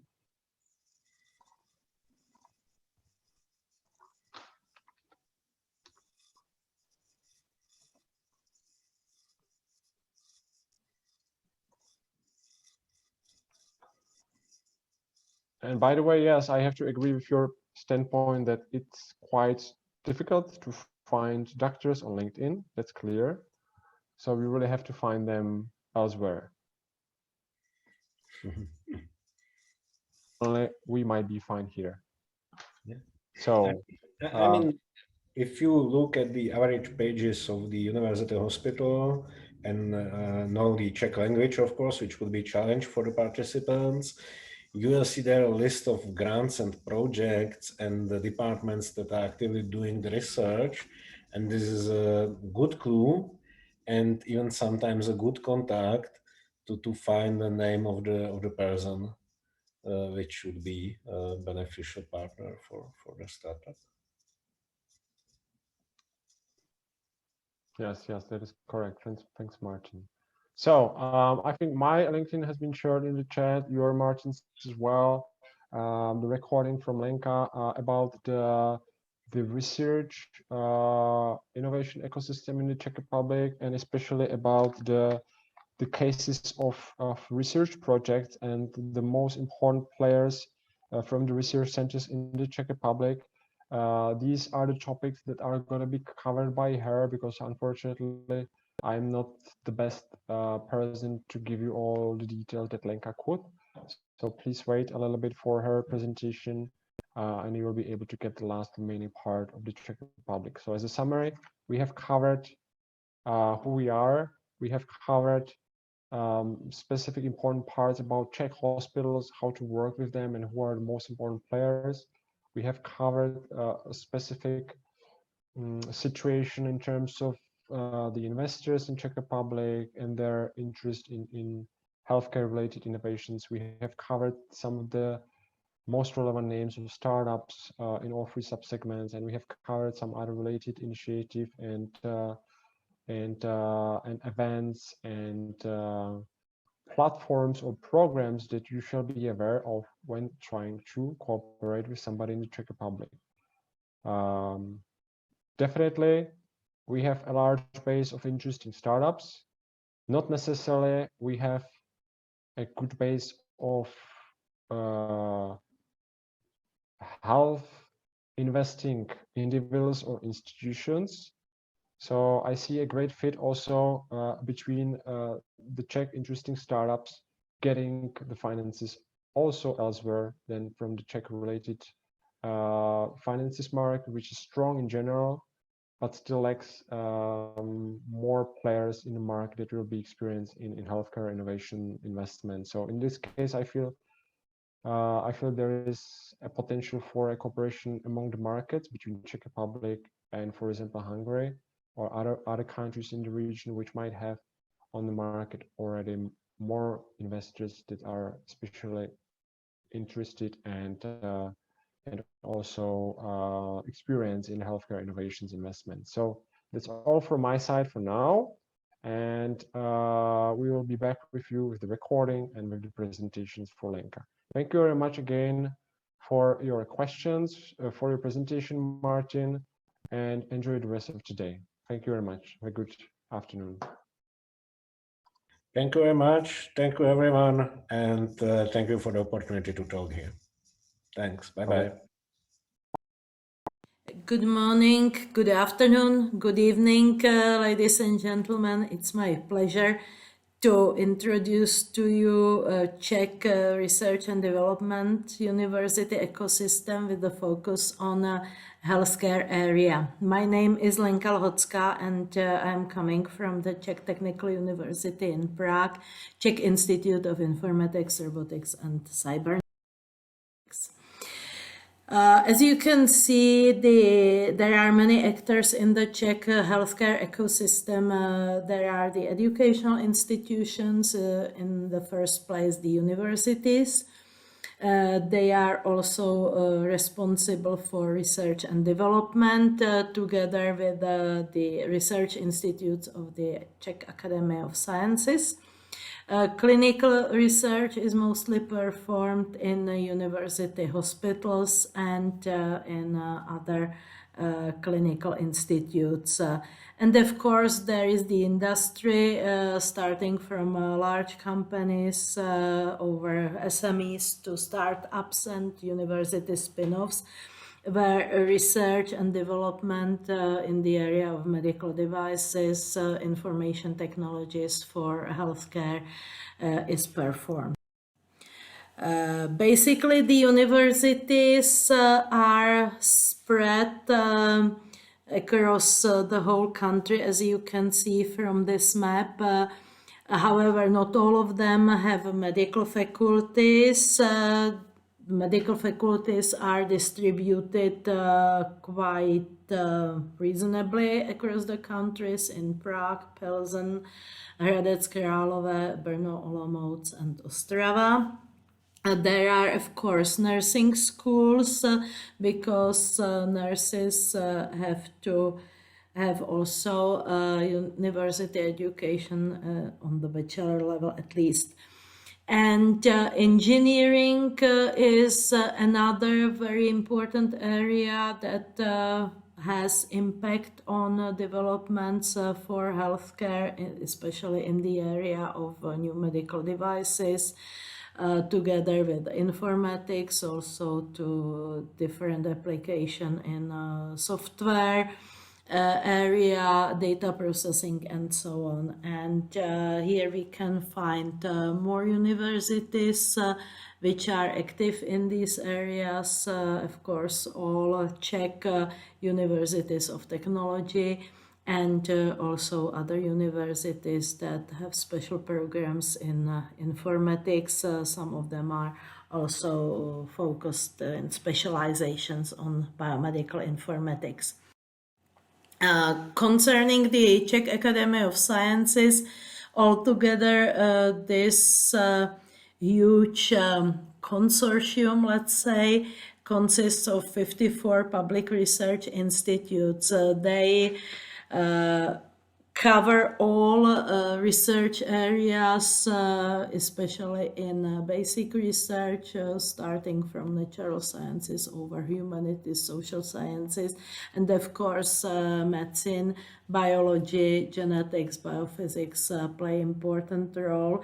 And the displayed selected institutes are those which have the closest relation to medicine and research and development in biology, medical area, or in development of data processing methods, like, for example, Institute of Computer Science. Healthcare as such is currently information-intensive sector, and therefore I also presented all the connected areas and actors that are on the scene. Here I would like to touch those topics that are very close to our current research in the country and that are expected to have impact on development of applications for healthcare and different other supportive areas that are behind medicine.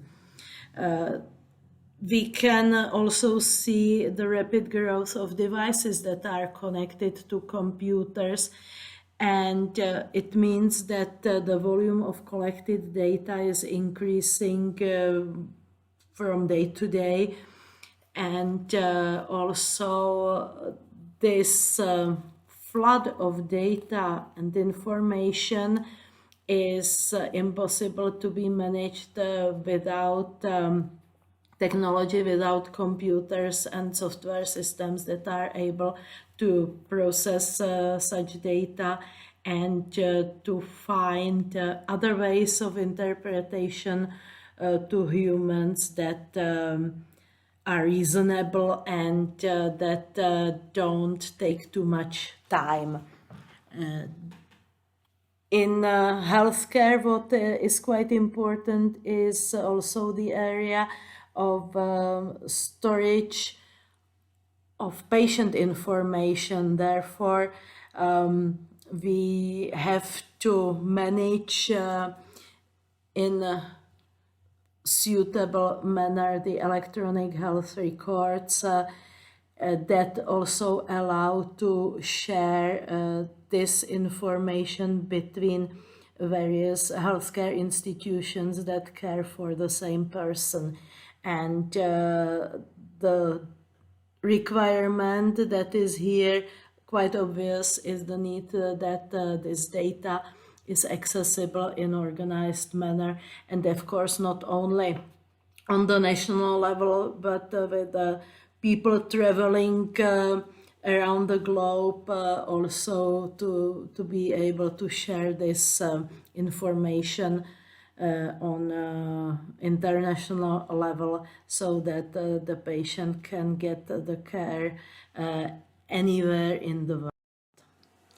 We can see how complex the integrated care cycle is, and by this integrated care we really mean the whole system, starting with prevention, screening, diagnosis, treatment, health management, surveillance.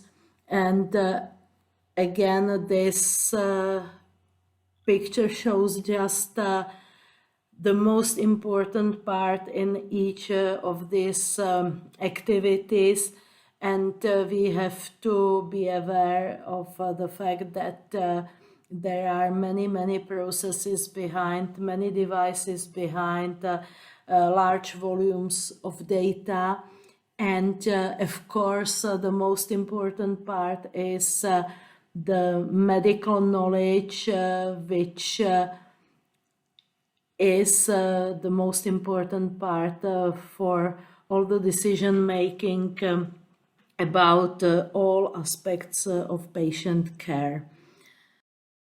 The trend we can also see today is to find ways how to treat patient outside clinics, outside hospitals. It is known that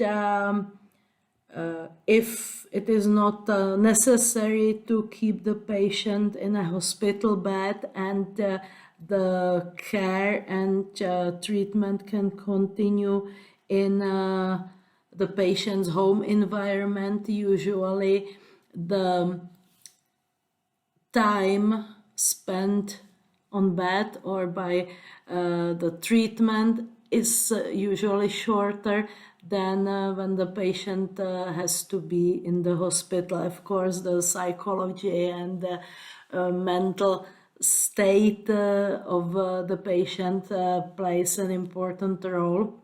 And therefore, again, the task is and challenge is to develop such portable devices that the patient can use also in the home environment and can be monitored on distance, and of course also to get the feedback from the doctors. And what is also important to say that all the data is not necessarily processed manually by medical doctors, but they are processed automatically, showing the most important part of the information to doctor, especially deviations in physiological parameters, for example, or some trends when some values of the parameters are increasing, or on the other hand decreasing, to inform about some alarms and so on. So this is very important, and of course it's still on the way.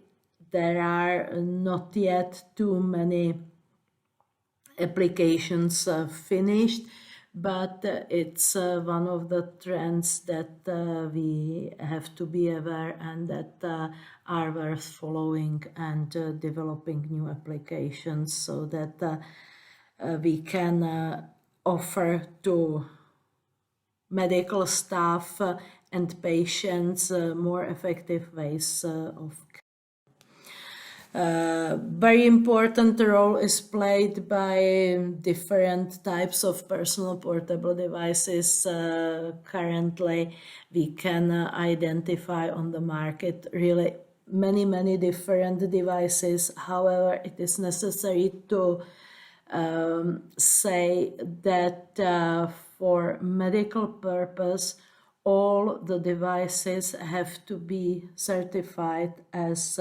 medical devices.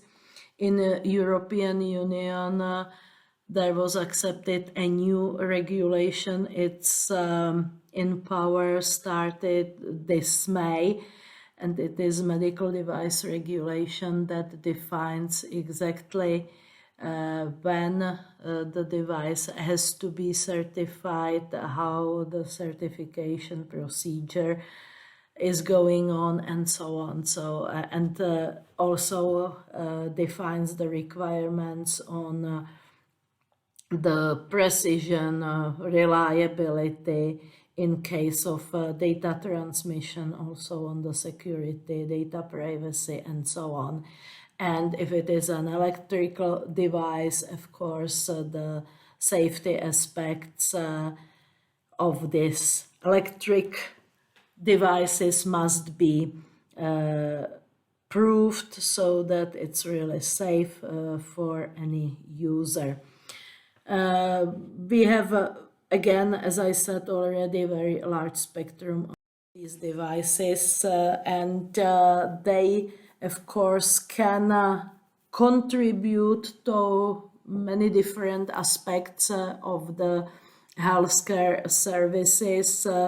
We can see that it's not also not only the area of the data, but also the other aspects we have to consider during the decision-making process, which of the devices should be selected for use, how they should be handled, and so on. So the aspects we have to follow are really many, including also the financial aspects that are connected with health insurance and also in that case reimbursement for the provided services. The good way or the good part of this application is that the data we can collect in this way through these portable devices can be used continuously, and that the doctor can get a very good picture of the health state of the patient. And of course, it's necessary to say that if we use these devices for long-term monitoring, it is possible to identify these suspicious pieces of data that can indicate changes in the health state in the routine everyday life.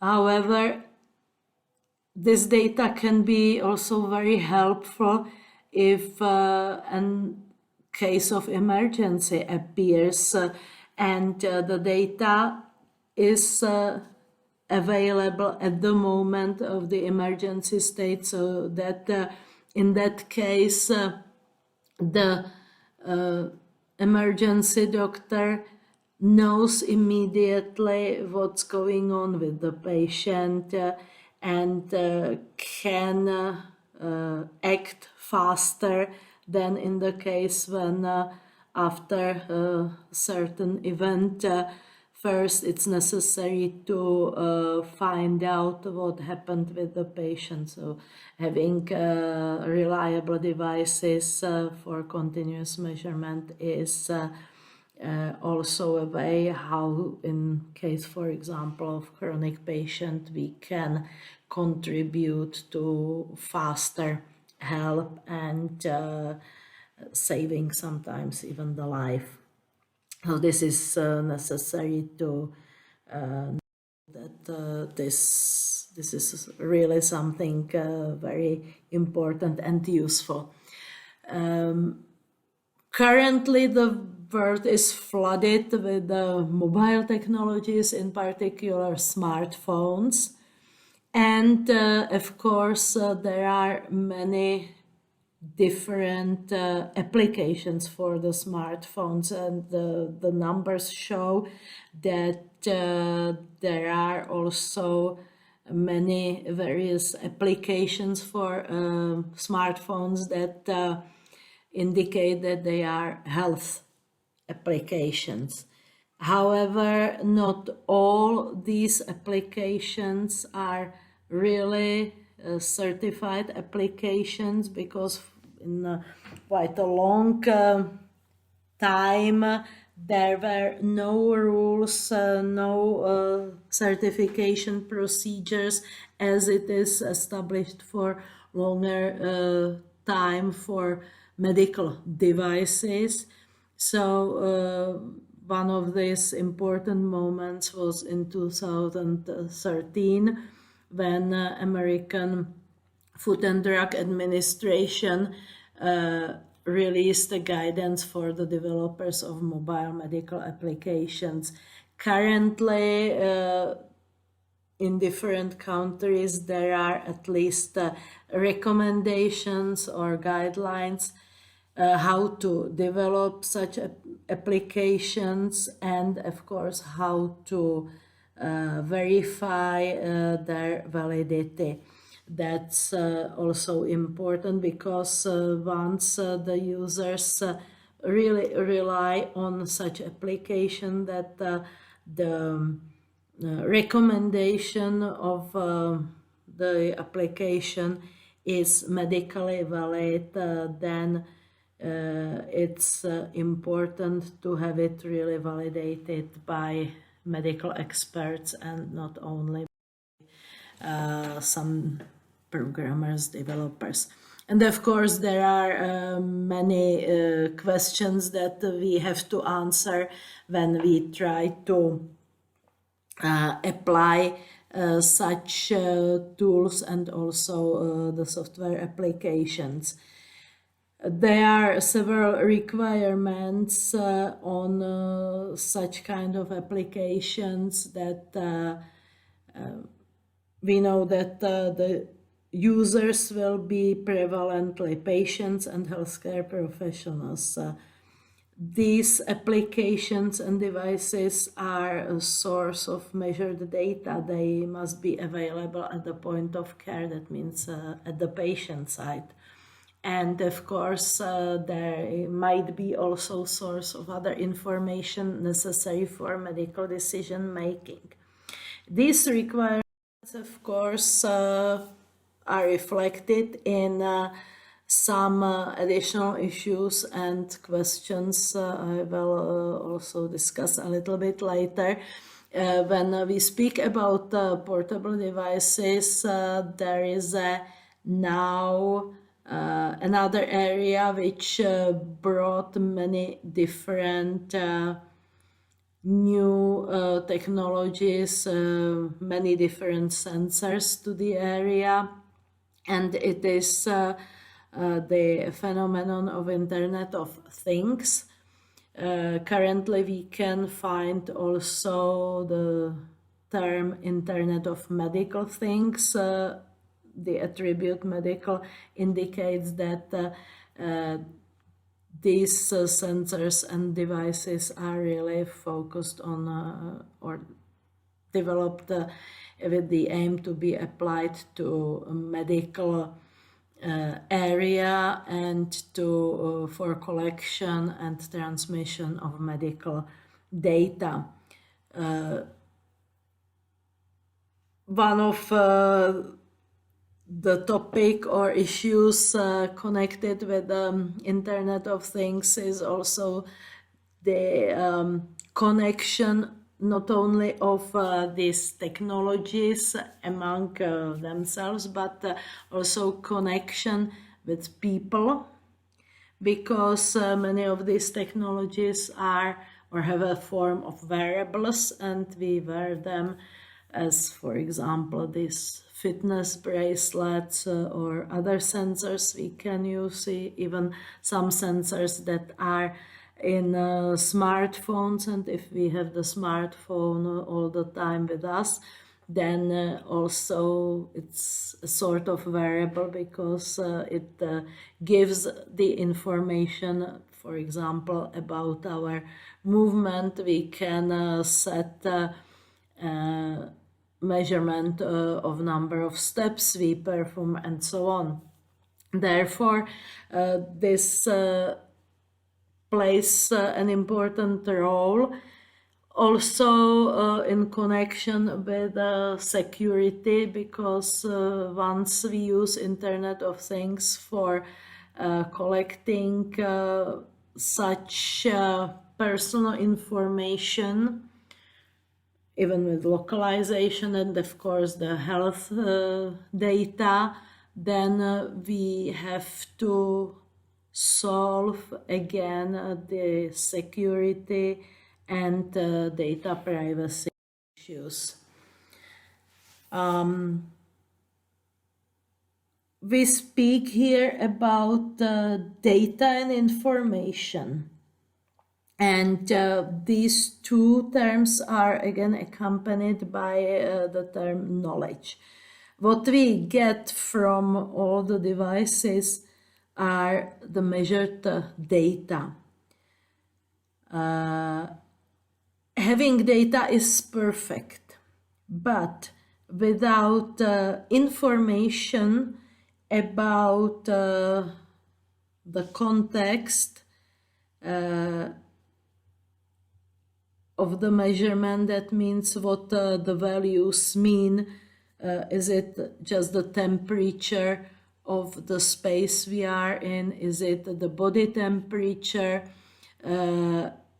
In which physical units is the temperature expressed? All this information around must be connected with the values, so that we are able finally to interpret the values in the right context.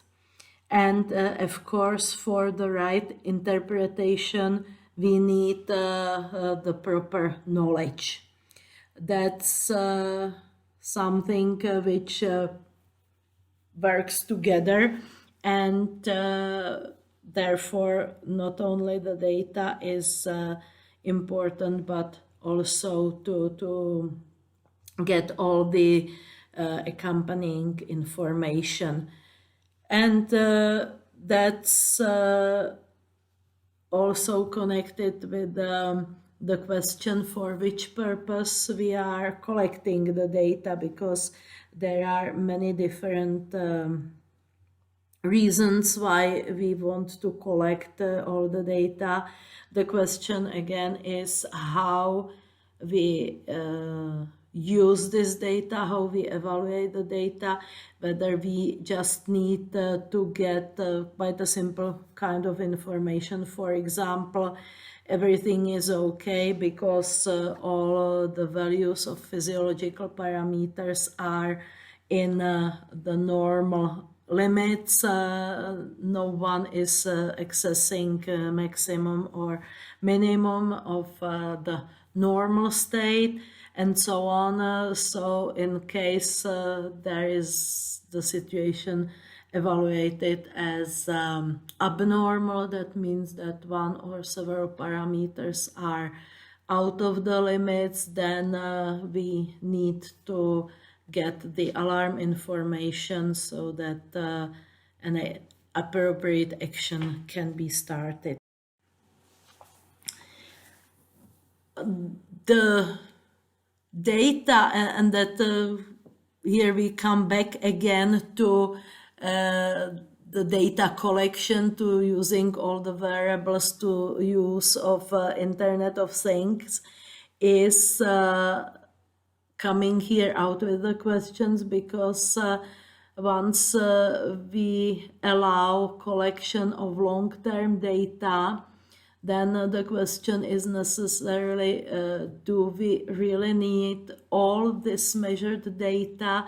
Because in a case of really long-term collection, in the span of years, we get a huge amount of data. Is it necessary to store all these acquired data, or can we just process this data, evaluate, and get finally aggregated information that is satisfactory for future evaluation of the health state of the patient?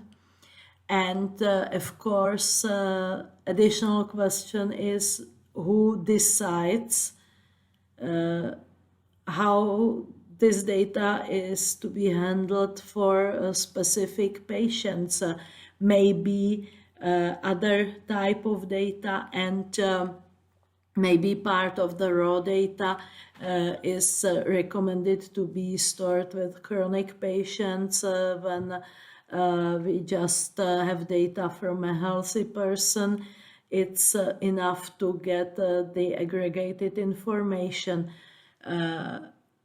Should this recommendation be based on the diagnosis, or also treatment response, patient behavior, comorbidities, and so on? And also another, in this case, last question, where to store this data? Should the data be stored locally at the general practitioner server, cloud, whatever? Or should we have any centralized data silo where we store all the data, and where we can access also this data for research purpose when the data is anonymized? These are all questions that in a way wait for the right answers. And I have to say here that there is no single answer. There will be definitely more answers, more solutions, depending on the task and specific data we collect. Just maybe repeating how we can send the data from the patient to ambulance, to a home medical server, to a practical doctor, to an emergency center, or to hospital. And of course, there are many issues connected also with data transmission, and not only this data privacy and security issues, but also we have to consider potential problems that might arise during the data transmission. Of course, it happens from time to time that even certified apps can fail. Maybe we lose some data if we have just this mobile app. How is it with data persistence? Because when we sometimes upgrade the system, then we find out that all data we had in the mobile phone are lost. So what we can do in such a case? And there are many other connected questions with just updating the technology, updating the software, how to find a solution, how to store the data in which types of format that is guaranteed to be readable on a new device. That's very important, because if I collect the data and I have no possibility to transform this data into standard format that will be for sure readable on another device, then it's useless to collect the data when I cannot transfer it in standard formats. Another challenge is connected with data processing and visualization of the data, because very frequently the values we can get from medical devices are huge, and see this data as just numbers is impossible, and it would not give the proper information to the doctor or even to patient. So there is another big challenge connected with data processing, and that is also the proper visualization that can give on the first glance the most important information in understandable way. And again, the type of visualization is very closely linked with the type of data we want to show to the user, and we have to adapt the interface to the user needs. So here there are just examples of various visualizations that are possible with medical data and of course other types of data. In this data processing, artificial intelligence plays also an important role, in particular two large areas, and that are the machine learning algorithms and decision support systems. We see their future also in the development of tools for preventive and predictive medicine. What is the current state? Currently, there are not so many really routine applications of artificial intelligence methods in really clinical area that are just isolated solutions for rather specific tasks, more in clinical research than in routine practice. It is very important to stress here because these applications are developed by informaticians and engineers, and to develop the application needs understanding of the data we acquire in a medical environment, and that's just part. And then the next part that is also very important is interpretation of results that must be done in close cooperation between medical doctors and technical people, so that it really shows the understanding of the whole domain from which the data is coming. There are many opportunities for applications of artificial intelligence, and we can see it on this large volumes of data, because the data are coming also from different modalities, but they are all the time saying something about the same patient. We can get numerical data, we get descriptions in a natural language, we can acquire signals, we can acquire images, even videos. And we have to be able to process all these types of data with the aim to find out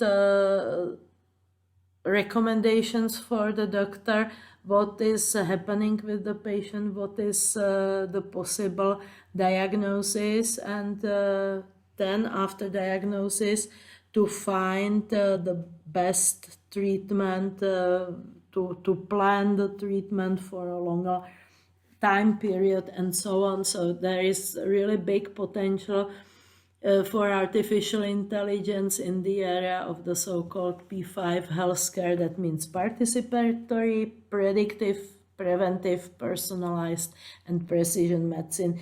It really combines all different approaches to medicine, including also genetic data and so on. So really the volume of data and information we can get about one patient is so huge that it is impossible to process it manually, and that there is really big opportunity for artificial intelligence methods. On the other side, there are also quite a few threats, because it just can start with the incorrect use of data.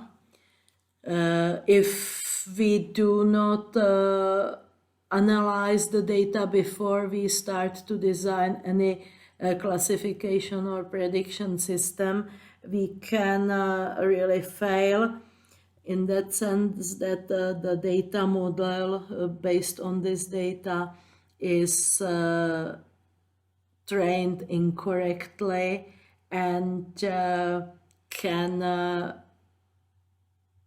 give incorrect results finally. Another danger is in incorrect interpretation of results, just because there are some problems already in the data. The way how we verify proposed solutions, it's not so easy, because in all the data and the data processing procedures, there is uncertainty. We work with probabilities, so it's not very easy process of the verification. And last but not least, one of these dangers is also this fascination by fashionable methods.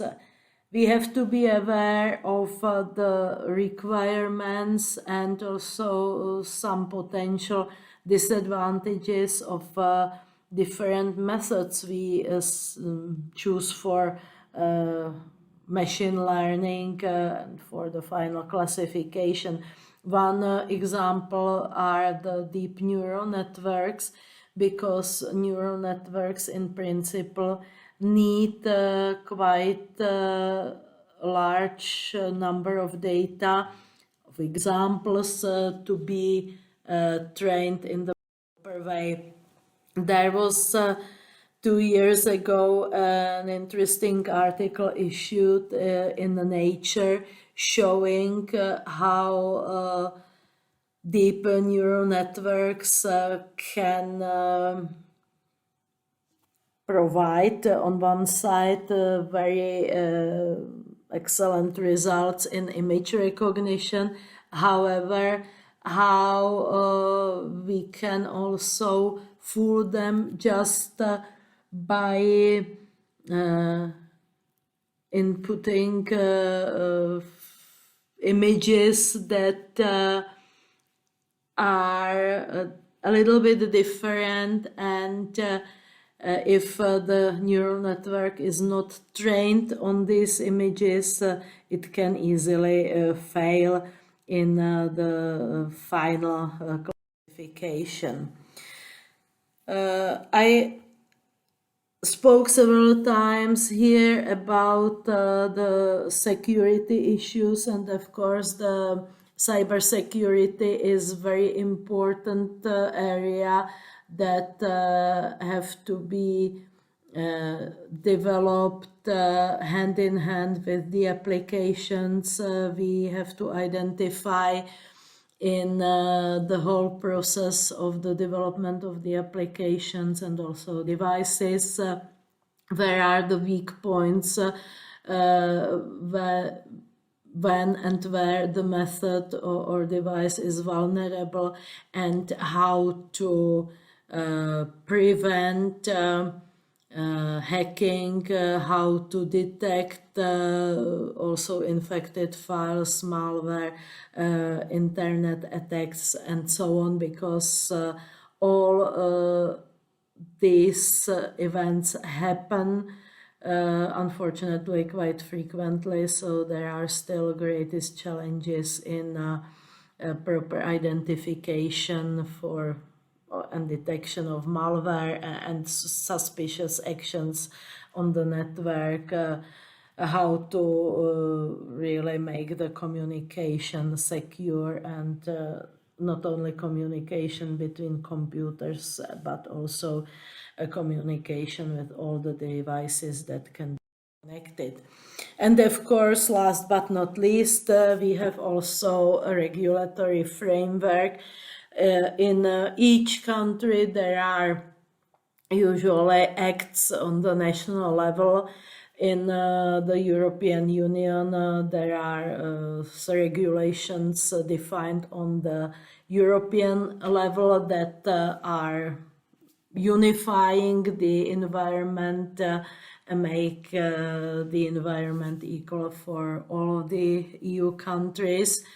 And to the legal regulations, we have also the technical standards that must be also followed, especially if we want finally to have the device or a software application certified. So in that case, all the required standards must be satisfied.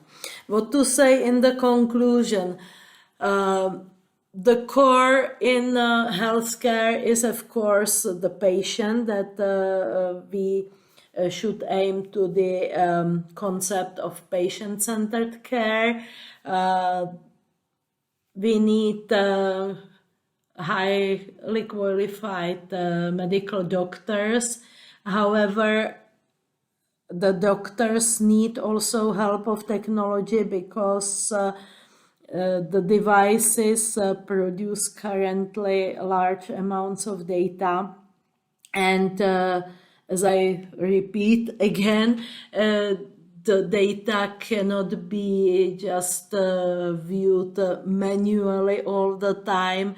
Of course, the doctors look at the data, check the quality and so on, but sometimes it's necessary to use some data processing systems that point out the most important piece of data, either small region in an image, short interval in signals, or some numerical values, or even some interpretations that might point out or make connections between several types of data where there is something abnormal that the doctor should check in more detail. To be able to work with such data, we need proper data formats so that we can read the data anywhere, that we can store the data in a systematic way, and again to read or upload this data to a decision support system, for example. That means that the requirements for interoperability at all different levels, data, information, even knowledge and processes must be satisfied. Otherwise, we cannot exchange the data between institutions and cannot work well with data. All the technology should help in the best healthcare, should contribute to more efficient healthcare, and has to support also medical decision making. We have to be aware of all different requirements and even potential dangers, as those security and privacy issues on one side, but on the other side we also have to be aware of the advantages and potential feeling of safety of the patients and also healthy persons that we can get through using all these different technologies. Of course, the devices are so variable that it's not easy to find the proper one, and also there is this saying that one size fits all solution. It's used in some cases, however, it will not work for everybody. And with this concept of patient-centered care, we can use and develop the personalized solutions that really fit for the particular person. And the ultimate goal that is that these systems can enhance the quality of independent life in the normal environment, at home, at work, on holiday, anywhere, just using this monitoring that can, in the case of need, also call for help. And of course, the most important at the end is that we learn all the time, and we have to know how to learn, because just by downloading data from any piece of internet is not the correct way if we don't understand what this data mean, and data understanding and multidisciplinary cooperation in this case is something that is inevitable. Thank you very much for your attention.